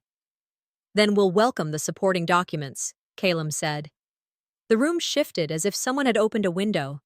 I added one line, not for theater, but for clarity. "My father built a legacy that doesn't need cleaner optics. It needs clean books." The phrase echoed because everyone recognized the difference. "We've requested server archives and metadata," Calum continued. "Originals will speak for themselves." He did not flash papers. He promised procedure. "Transparency's good for the foundation," an older partner said, not to me, not to my mother, just out loud so the air could hold it. You could feel the social current strain against my mother's grip, then slip beyond it an inch. A man in a neat navy suit stepped from the aisle rail, eyes polite, voice low and certain. "Drusilla Harrison?" "Yes," she answered by reflex. He held a sealed packet at chest height. "You've been served." The words were clean, not cruel. "Petition alleging breach of fiduciary duty and undue influence," he added, so there'd be no confusion later about what had happened and where. The court seal stared up from the first page. "Not appropriate," Orpheus began, moving to block with half a step and a full display of disapproval. "Service is completed," the process server said, neutral as a clock. He turned and left the way shadows leave when someone opens a door. Silence spread like a ripple in glass. One donor removed his hand from my mother's arm slowly, like unhooking a clasp that had been there too long. Another guest, someone whose name I didn't remember, but whose face had watched kindly, patted my hand once, the civilian gesture of "we saw." I didn't smile. I didn't gloat. I set my fingers lightly over the rosemary on the pew rail, the symbol I'd chosen on purpose, and breathed. The organ resumed as if rooms need instructions on how to be polite again after something honest happens. My mother's eyes cut to me. Promise. Threat. Both. The muscles in Orpheus's jaw worked, then stopped. The director looked relieved to have hymns and schedules to point to again, a script that didn't require him to referee. "Mrs. Harrison," Calum said, voice even, not indulgent, "will confer through counsel." It was both boundary and courtesy. "Of course," my mother replied, tone smooth enough to skate on. She didn't look at the packet in her hand, which is the oldest trick in the book when you want people to believe paper doesn't weigh anything. I straightened the funeral program the way a teacher straightens papers before a hard lesson, then set it down. The social math had changed.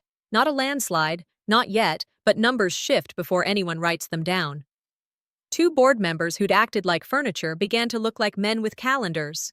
A widow stopped whispering pity and started watching like a ledger. "Let's be adults," Orpheus said to me, crisp as a fresh tab. "We are," I said. "Adults write it down." He opened his mouth to call it aggressive, thought better, closed it with a nod that tried to pass for magnanimity. People who live by performance do not know what to do when the lights stay on and no one is clapping. The funeral director announced the recessional.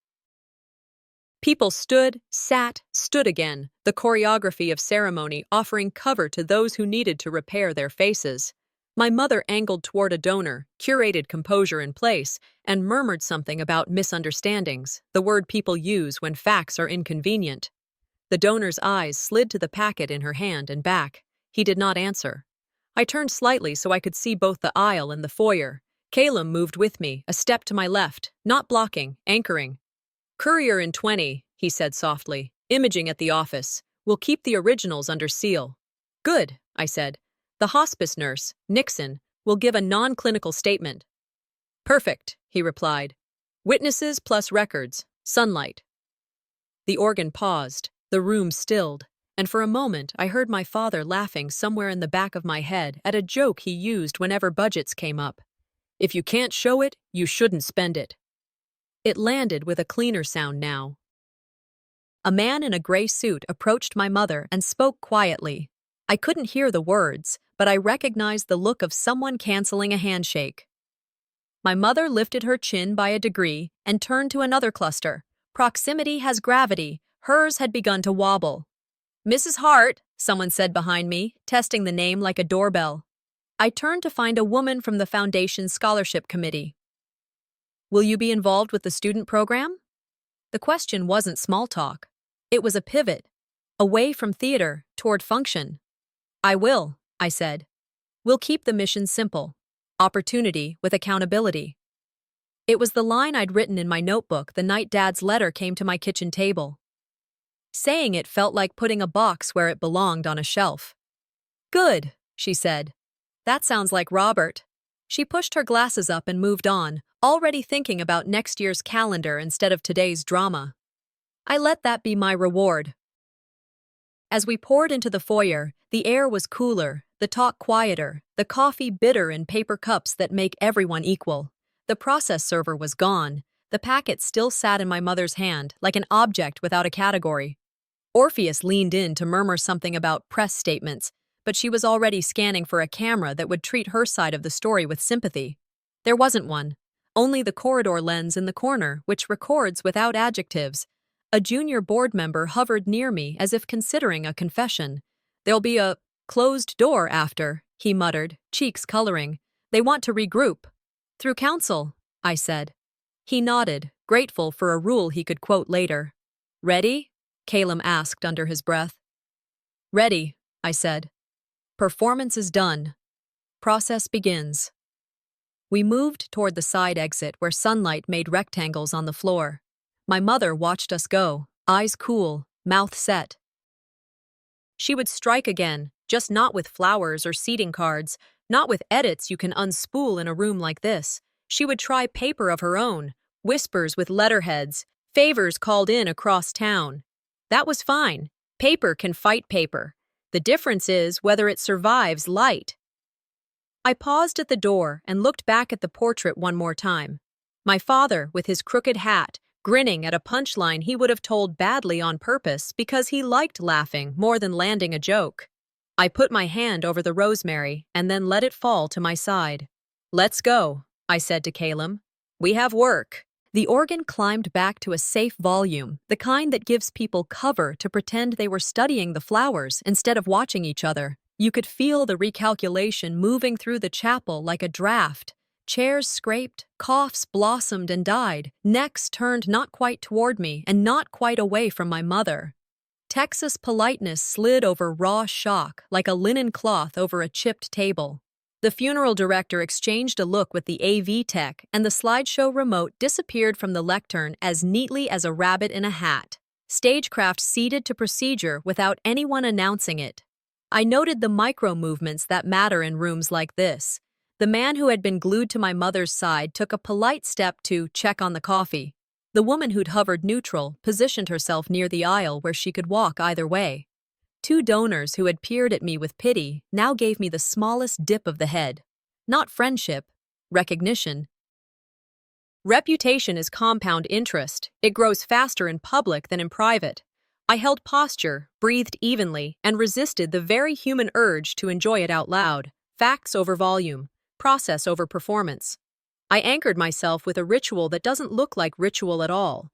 Water fountain, 2 measured swallows, then a single text to counsel confirming our receipt window for the packet now under Caleb's care. My father's portrait looked back at me from the easel with that crooked grin he used when things were about to get honest. The rosemary on the second tier kept its clean green, a quiet line I could stand beside without saying a word. Mr. Klein, one of Dad's longest-standing partners, approached my mother with a glass of Merlot like a man walking an answer to a question nobody wanted to ask. He stopped 2 paces short, set the glass on a side table, and straightened his jacket. The movement was small, but fluent. "We're done here." "Drusilla," he said, voice low enough to travel without echo, "this isn't what your husband would have wanted." My mother's smile measured him like a dressmaker. "Emotions are high," she replied, turning the weather into an alibi. "No," he said, polite as a gavel. "Standards are." He withdrew his hand before a handshake could form, and the absence of contact did more than any speech might have. The ripple began. A second donor excused herself from my mother's circle with a tap on the wrist that said later, but meant perhaps not. A third man pulled a check envelope from his breast pocket, considered it, and slid it back in with a sigh. Orpheus tried to dam the current with lawyerly varnish. Temporary measures, clean audits on the horizon. But the phrasing landed hollow now that an executor stood beside me and a process server had said the quiet part plainly. I did not insert myself. The room had picked up its own pencil and begun doing math. A widow squeezed my elbow once, civilian solidarity, then returned to her seat to hum the next hymn softly. Real life has its paperwork, and so do charities. 501c3 donors care about optics and governance. Form 990s are public. Today's choices would print themselves onto next year. My mother's jaw squared. She pivoted to charm another cluster. A few followed. Proximity has gravity, but the orbit was smaller, wobblier.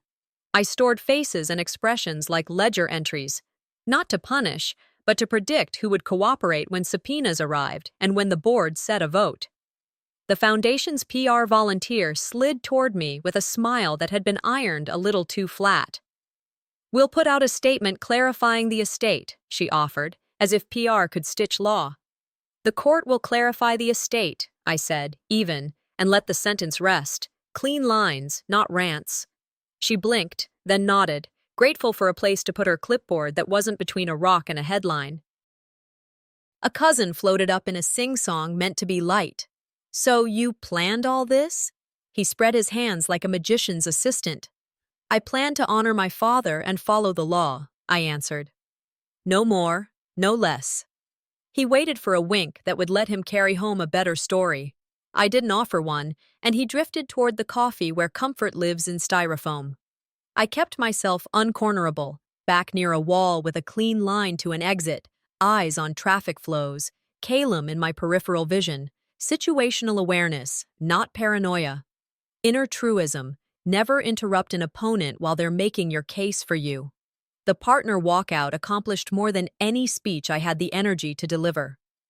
I glanced at the rosemary again, not to sentimentalize it, but to remember my rule, win without cruelty. That's the version of victory I can live with tomorrow.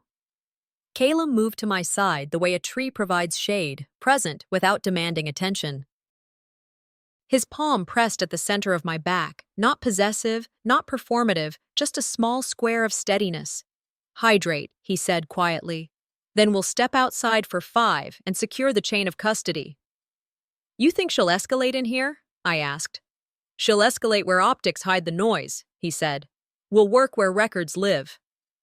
Measure twice, cut once. We applied it to evidence, log the envelope, timestamp photos, finalize custody notes, book the courier. He didn't tell me how to feel. He gave me the next 2 steps. That's love older Americans recognize: quiet, competent, present. My breath smoothed out. The pulse stopped barking at my wrists. Dad's rule returned, practical as ever. When you can't outshout them, outlast them, with paper. Across the foyer, my mother's phone lit the inside of her palm like a firefly. Orpheus leaned in to read the screen. I didn't need to hear to understand the choreography. Crisis PR text, calls to a friendly columnist, maybe a family unity post drafted for later to reframe paper as misunderstanding. A junior board member drifted toward me, eyes on his shoes. "There'll be a closed door in 20, he murmured, then winced at his own courage. Translation: they'll try to regroup without the executor present. "Through counsel," I said. He nodded, relieved to have a phrase he could repeat without losing sleep. Near the floral tiers, Mr. Klein approached again, stopping short. "Sophia," he said, the way people do when they've decided which version of you they want to believe, "I'm suspending my pledge until governance is clear." He waited as though I might apologize. "Thank you for telling me directly," I replied. "Transparency helps the foundation." He studied my face for something. Anger, triumph. And, finding neither, tipped his head and moved on. It is astonishing how much progress gets made when people stop rehearsing and start speaking plainly.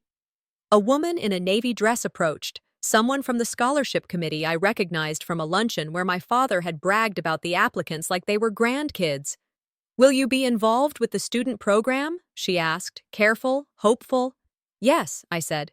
"Simple mission, opportunity with accountability." Her shoulders loosened, the kind of relief that follows a sentence you can repeat without embarrassment. She touched my arm, then went to find a pen. Not far away, Orpheus tried to relaminate the moment. "We'll issue a clarification," he told a donor, tapping the packet in my mother's hand, as if paper behaves itself when scolded. The donor glanced at the seal and said, "The court will clarify," echoing my words back without credit. I let it be. Echoes don't need footnotes. 5 minutes, Calum said softly. "Courier's on standby." "Let's move," I said. We threaded the corridor to the side exit where the air cooled by a degree and the music thinned to background. He checked the timestamps on the earlier photos, added one of the sealed folder, and entered a notation I didn't need to read to trust. I signed the chain of custody log with a hand that felt like mine again. He didn't kiss my forehead or make a speech. He clipped the folder shut and squeezed my shoulder once. "We keep it boring from here," he said. "Boring wins." Back in the foyer, you could see the partner walkout becoming a pattern instead of an isolated courtesy. Another donor approached my mother and said something with a posture that didn't invite a reply. A volunteer from the Foundation's gala committee, tireless, efficient, stood with her hands on a box of programs and waited for instructions that didn't come. The AV tech, who had the good sense to understand where his lane ended, busied himself with coils of cable at the edge of the carpet. The narrative had slipped. The room wanted a new one. That's how aftershocks work, small rearrangements that add up to a floor plan you didn't plan for. A cousin decided to be brave. Sophia, he said, drawing out the syllables as if to soften them. You've caused quite a stir. Truth causes stir, I said. I'm just the person in the right place when it arrives. He laughed because he needed to, then drifted to the cookie table, grateful for sugar. My mother's circle tightened. The people who remained were either too loyal to leave or too invested to risk being seen departing. She saw me look and rewarded me with a smile intended for photographs. It didn't reach her eyes. She lifted the packet in her hand a fraction, then lowered it again, as if testing whether it had gained weight since the last time she ignored it. Hydrate, Caleb repeated in my ear, and I obeyed, because listening to good advice is the grown-up version of victory. We stood in companionable quiet long enough for me to feel my feet again. The organist began a recessional. The funeral director announced the reception rooms. People arranged themselves into lines and lanes, sorting their words into decency. Near the doors, Mr. Klein paused beside me once more. For what it's worth, he said, Robert would have approved of today's insistence. He'd have told me to keep it shorter, I said, and the old man laughed, a brief, clean sound.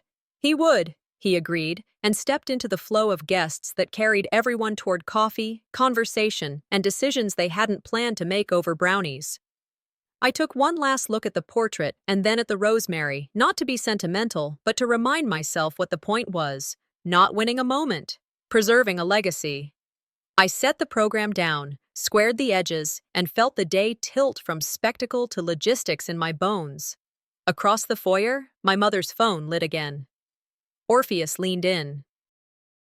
The two of them stood like people in a painting titled Strategy in a Minor Key. I didn't worry about it. I respected it. Counter moves in the shadows mean the first move landed. They would aim where they thought I was weakest: family, memory, money. I had already placed my answers in the only places that last: paper, witnesses, process. Caleb's hand left my back and reappeared, pointing gently toward the side exit. Our turn, he said. Our turn, I echoed. We stepped into the hallway where the music faded and the carpet gave way to tile, where cameras wrote their impartial reports and no one asked feelings to carry the freight of facts. I looked once over my shoulder at the room we were leaving, the flowers, the faces, the polished wood, and then forward to the corridor where the work waited. The foyer smelled faintly of coffee and starch, the scents of reception-level kindness. Voices dropped to respect, not intimacy, and the organ idled like a car in park. Caleb guided me toward a quieter corner where a table held extra programs and a bowl of peppermint candies the color of good manners. He slid his hand into his inside pocket and produced an envelope small enough to hide in a hymn book. For you, he said, and I knew before he turned it that the handwriting on the front would be my father's, blocky, careful, surprisingly neat for a man who always had more to do than time to do it. He'd written my name plainly, no flourishes, no underlines, just Sophia, as if the page already understood the rest. The paper had a tooth to it, soft from handling. It smelled like cedar, the way his study did after he had sharpened pencils and opened the bottom drawer to check on the baseball he kept from a game he never stopped describing. I traced the edge and felt the tiniest grit of sealant under my thumb, the physical proof that someone had closed this carefully and that I was meant to open it now, not earlier, not later. I broke the seal. Inside, a single sheet. The script was a little shaky, the way a hand writes when it's been asked to go farther than it wants to, but it held. My father's words tilted forward, like a person eager to arrive. I always believed in you. Take care of what matters, not what they say. Dad, that was all. No story, no instructions about the perfect time to plant tomatoes, no reminder to rotate the tires before hurricane season. 2 short lines and a name he never wrote formally when he wrote to me. Tears pressed behind my eyes like guests at a door, eager and impolite. I did not let them in. Grief is the price of love, someone wise said. I'd rather pay in the currency of action. I folded the note once, then once again, and tucked it into my program, close to the rosemary. 2 anchors, memory, and evidence. The envelope slid into my bag, where it could lie against the chain of custody forms with a logic that felt like love translated into practice. I breathed in the cedar and let it become air again. A soft hand touched my elbow. "Child," my Aunt Evadne said, in the voice she uses when truth needs a seat. She wore a navy dress older than trend and a brooch shaped like a leaf. Her eyes found the calm in me and tested it, as nurses do. He told me every week, how proud he was of his youngest. I didn't need to tell her that I was holding proof. She didn't need proof. That is the luxury of people who remember you correctly. "I know," I said, and the two words did more than any paragraph. She nodded, eyes rimmed but dry. "Your mother," she continued, not unkindly, "has always thought control was the same thing as love. It isn't. It never was." She shook her head once, a small motion to shoo away a fly. "Two different tools, two different jobs." "Authority versus affection," I said. "We keep confusing them because they both speak in the register of certainty." Evadne smiled with one corner of her mouth, the corner that shows up when you find a sentence you can live by. "You don't need my advice," she said. "You have your father's, but I'll say this, stand on the truth, don't dance on it. The truth hates choreography." I laughed. The sound was quick, grateful, human, and put my hand over hers. "Thank you for saying it out loud. That's what aunts are for," she replied, squeezing once, and then letting go so I could stand upright on my own spine. Real support strengthens, it never suffocates. She moved away with the grace of people who know how to leave a room better than they found it. I checked the program clockwork, hymn, eulogy, benediction, recessional, and felt the service clicking toward its end. My mother hovered near the director with a performance smile you could butter bread with. She expected me to linger, to be caught up by condolences and conversation until the room could be repositioned around me like furniture. Instead, I slid the program under my arm, adjusted the strap of my bag, and decided to leave. I did not ask permission. I did not seek acknowledgement. I simply moved, the way a person moves when they have learned that dignity does not require a host. The aisle noticed first. People stepped aside, not out of fear, not out of awe, but out of something that felt like reverence for the rights of another. A forward motion settled between us. The silence that followed me wasn't hostile. It was watchful. The kind of silence that says, "We saw, and we're going to carry this correctly." A man I couldn't name but recognized by his tie pattern touched my arm and said, "Your father would be proud." I nodded and kept walking. An older woman whispered, "Go on, honey, not mothering, blessing." A board member dipped his head again and did not try to catch my eye to confirm whether we were friends. He understood that respect does not ask for reciprocity. Halfway down the aisle, I leaned toward Calum without breaking stride. "Are we done here?" I asked. "Here, yes," he said. "Not everywhere." The double meaning fit our day like a glove. The room had been won. The calendar ahead was full of work that didn't care how we felt about it. He placed his hand lightly at the center of my back and matched my pace. His presence the definition of company, not leading, not following, beside. The doors opened onto sunlight. Houston heat rolled over us like a soft punch, and cicadas buzzed in the distance as if they'd been hired to score a scene called real life. The shift from hushed carpet to concrete squeak under shoes felt like stepping off a stage. I didn't look back yet. I wanted the porch of sky to welcome us first. "Sometimes winning is leaving with your head high," I said, "not staying to fight in the mud."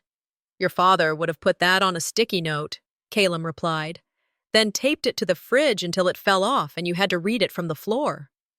"He would," I said, smiling toward the parking lot where someone's truck idled with the AC on. "Then he'd say I used too many words." "Not today," Calum said, and we stood a moment under the portico while guests flowed behind us into the foyer's smaller gravity. The receptionist pushed open one door for a woman with a walker. A little boy tugged at his father's sleeve and asked if they were going to the cookie table. A deacon carried a stack of programs like Gentle Law. Ordinary life asserted itself. My breath matched its pace. I looked down at the program where my father's note lay folded like a secret that didn't need hiding. Cedar drifted up again in a faint thread, and I thought of the desk where he'd written those lines, the lamp with a shade that leaned a little because he never tightened the screw, the way he'd tap the end of a pen against the blotter when he needed a word to come and it refused. He had chosen exactly 2 sentences and trusted me to do the rest without spectacle. We stepped forward again, the shade receding, the concrete radiating heat through the soles of my shoes. Behind us, the organ started another hymn for those who wanted to stay. In front of us, the parking lot shone with a shimmer of sun, and beyond it, a line of oaks offered a green that looked like patience made visible. I didn't get far before my aunt reappeared, this time with a paper cup in each hand. "Water," she said. "The antidote to every Texas afternoon." She passed one to me and pinched my cheek the way she did when I was 12 and refused to admit I needed a sandwich. "Go home. Put the letter somewhere you won't keep checking it. Then do whatever the executor says." "That's the plan," I said. "I like a plan," she answered, then leaned in so only I could hear. "I also like that you didn't let her turn this into a play. Your father hated theater unless it involved bad puns." "God help us all," I said, and we both laughed the way tired people laugh when relief insists on being part of the conversation. A pair of guests passed by and offered the kind of small talk grief accepts. "Lovely service." "He was a good man." "You spoke beautifully." I thanked them, but I let those sentences slide off like rain from a waxed jacket. The only words I wanted to hold had already been placed in my hand. "Shall we?" Calum asked when the flow thinned. "We shall," I said, and we moved toward the sidewalk that would carry us to the car and the office and the courier and the next correct thing. The door behind us sighed shut. Halfway down the steps, I felt it, the weight of eyes across my shoulder blades. I didn't need to turn to know the look. Drusilla's gaze has always had a density to it, a gravity that tries to pull you back into her atmosphere. Unfinished threats travel well, you can feel them without needing to check the luggage. Orpheus stood near her, speaking in a tone that wore urgency like a tie. I couldn't hear the words, but I knew the genre: spin, soften, schedule. My mother nodded once and stared at my back as if you can pin a person to a pew with your will. You can't. Dignity is forward motion. I kept mine. The cicadas rose and fell, a car door thumped, the world resumed its habit of being ordinary. We crossed to the shade and the sound of gravel underfoot. My fingers pressed the program against my ribs where the letter rested. Support on one side, paper on the other. I smoothed the edge once and let my hand drop. I didn't pretend the day was over. I knew where the next skirmish would be fought, not under a chandelier, but around a conference table without hymns to soften the blows, paper against paper, statement against affidavit, dates marching across a calendar instead of across a stage. I knew my mother would call favors, would attempt to edit rooms that weren't built for editing, and that she would wrap her sentences in velvet even when they carried knives. I also knew what I had: my father's lines, my husband's steady process, my aunt's proof of memory, and a handful of witnesses who had quietly changed rows. That is enough. It has to be. It is how honest stories survive. We reached the car. Calum opened the passenger door and waited until I sat. He didn't fuss with my seatbelt or offer a speech about courage. He placed the courier packet on his lap, checked the time once, and started the engine. The vents coughed, then offered cold air, kindness without commentary. "Home?" he asked. "For a minute," I said. "Then the office." He nodded, checked his mirrors, and eased us out of the space. In the rear view, the funeral home grew smaller, the portico a white frame around an hour that had tried very hard to be theater and had settled for being true. I looked forward. Sunlight made a ladder on the hood, and the road offered itself like a sentence I could finish. A week later, the phone call came in a voice trained to be both brisk and kind. "This is the probate clerk for Harris County. Cause number assigned. Style of the case: estate of Robert Harrison, deceased." I wrote the number twice on a pad, already waiting beside the sink, and felt the difference move through my body like weather. This wasn't theater anymore. It was the court's calendar. I repeated the number once, quietly, the way you test a key before you try a lock. The clerk gave me a status conference date, mentioned a standing order on inventories and appraisements, 90 days to file, and reminded me to direct questions through counsel. When I hung up, I didn't pace. I folded the page, slid it into the front of a blue folder, and set it on the hall table where we keep bills that get paid on time. At the courthouse, the fluorescent lights were honest in a way chandeliers never are. Elevators chimed on schedule. The air carried paper and coffee and the steady hum of a building that knows how to outlast moods. Caleb met me outside the assignment docket room with a thin folder, chain of custody notes, delivery receipt for the envelope, a checklist for initial disclosures. Facts over volume. He didn't say we've got this. He said, we'll file this. I prefer the second person plural when it comes attached to verbs that produce copies. Drusilla arrived with Orpheus 2 minutes later. Their stride said together against scrutiny. We exchanged no words. The hallway set an institutional tempo. Heels, belts, hinges, coughs. I noted who watched whom. Mr. Klein sat on a bench with a manila envelope balanced on his knee like a modest flag. Near the elevators, Nixon waited with a small bag and a posture that made professionalism look like kindness in uniform. Inside, the coordinator posted the date on a whiteboard and handed both sides a packet labeled Standing Order. Inventories, appraisements, verified list of claims, 90 days, she said. No ex parte communications. Confer before bringing discovery disputes. Please maintain civility. The last word had a dot under it, as if someone had leaned too hard with a pen last week. Probate is deadlines and documents, not speeches. I let that truth steady my breath and opened my notebook to a clean page. I wrote the hearing date in careful print and underlined it once. Internal rule. I will not seek scenes. I will seek records. When the docket was called, we stood where the tape on the floor suggested. The judge's voice was even, the kind of voice that has learned how to lay rails instead of drama. Until further order, she said. Freeze non-routine disbursements from estate-linked accounts.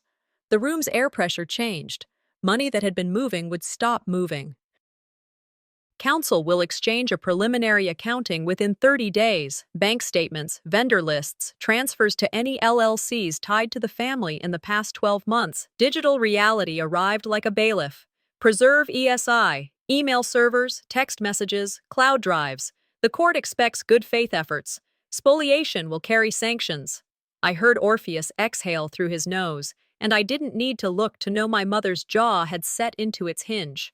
Spoliation has teeth, and fluorescent bulbs do not flatter teeth.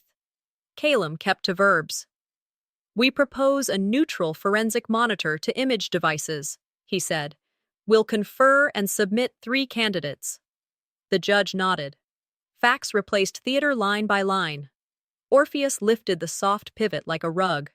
Your Honor, any irregularities were temporary liquidity bridges undertaken in good faith. He said it gently, as if decency might make math change. Then the accounting will reflect that, the judge replied. No flourish, no lecture, only deliverables. I felt gratitude for the boredom of it. Mr. Klein's counsel stood and handed the clerk an affidavit. My client is pausing donations to the foundation until clean governance is confirmed, he said. Social consequence became court record without raising its voice. This is a family estate, not a battlefield, the judge concluded. The court expects civility. I'm setting mediation within 60 days. You'll exchange custodian lists and preservation protocols within 10. She looked over her glasses like someone's favorite aunt who had warned you once. I underlined civility in my notes. Civility is the tent I can fight under. When we stepped back into the hallway, the building resumed its hum as if the docket hadn't adjusted anyone's blood pressure. I did not feel triumphant. I felt anchored. The wheels of justice turn slowly, but they turn, and slow is good for people who intend to stand upright all the way through. In a conference room with a clock that ticked exactly once per second, we sat at a table designed to take elbows without complaint. Drusilla started with what she always starts with. Presentation. For the sake of family unity, she said, placing a printed draft statement in the center of the table. I propose a joint message clarifying that there have been misunderstandings and that we look forward to working together. The court record will be our statement, I said. Even. We won't pre-interpret it. Orpheus slid a second paper across the table like a magician sliding a card. An NDA can protect privacy while we sort through sensitive details, he suggested, voice all velvet and no blade. No one wants reputations harmed. I slid it back without touching the corners. No gag orders on what my father entrusted to me. Governance isn't gossip. We can craft carve-outs, he offered. I watched him try to remember whether I used to be persuadable. We'll consider a Rule 11 agreement for document exchange schedules, I said, keeping the tone inside policy, not for silencing governance. Calum didn't smile. He opened his pad to a calendar view. We'll exchange custodian lists by Friday, PST files by next Wednesday, mobile device imaging after we agree on a monitor. Standard format metadata, UTC stamps, hash values reported. The more procedural he spoke, the less room there was for optics. He didn't look at me for approval. He asked opposing counsel for dates. The clock on the wall kept time without taking sides. I propose a constructive trust, I added, for any funds in dispute. Parked, earning interest, not touched by either side until the court orders otherwise.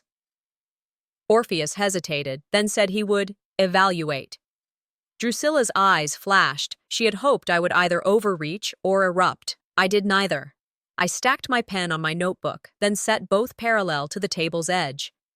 Thank you for your time, I said. We'll await your candidates for forensic monitor. On the way out, Nixon caught my eye near the elevators. I sent the statement, she said. Non-clinical, times included. Thank you, I said, letting gratitude be simple.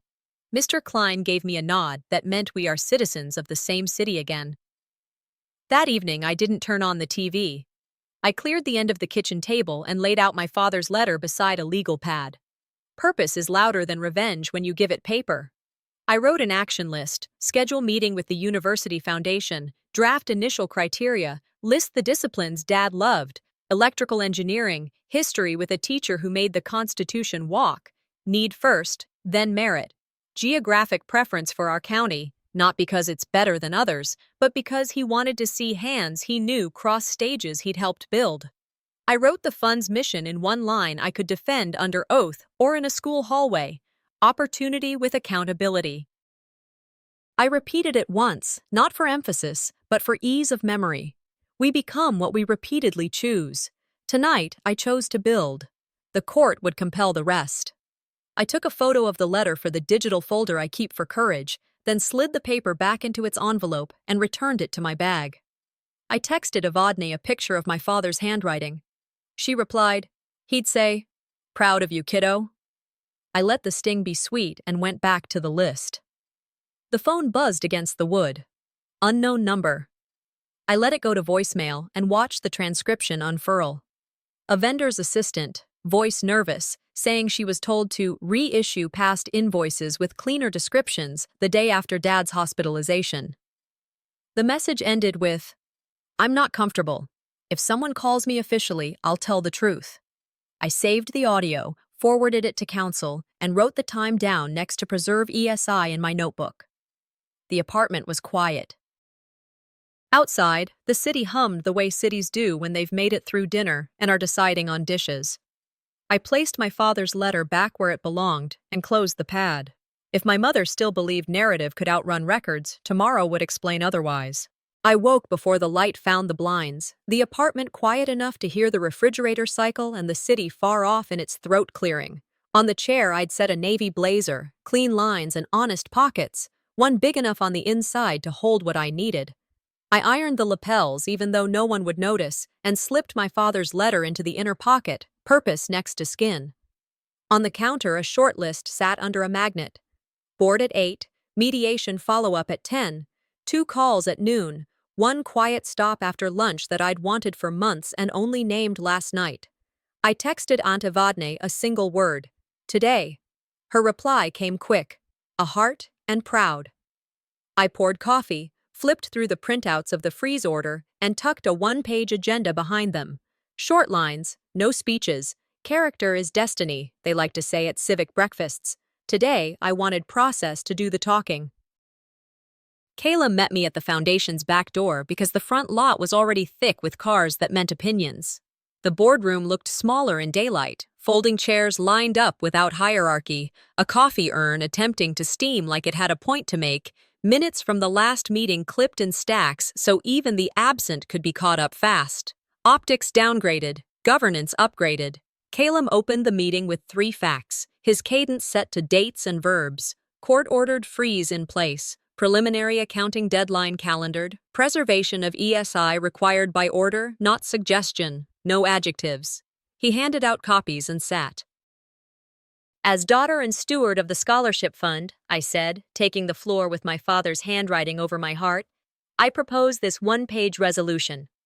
I read it once, slow, temporary suspension of Drusilla from financial authority pending audit, appointment of a neutral forensic monitor to image devices, 3 names attached, each with a CV, creation of a constructive trust for disputed funds until the court is done with its arithmetic. No commentary, the chair called the roll. Hands lifted, eyes avoided a chandelier that wasn't there.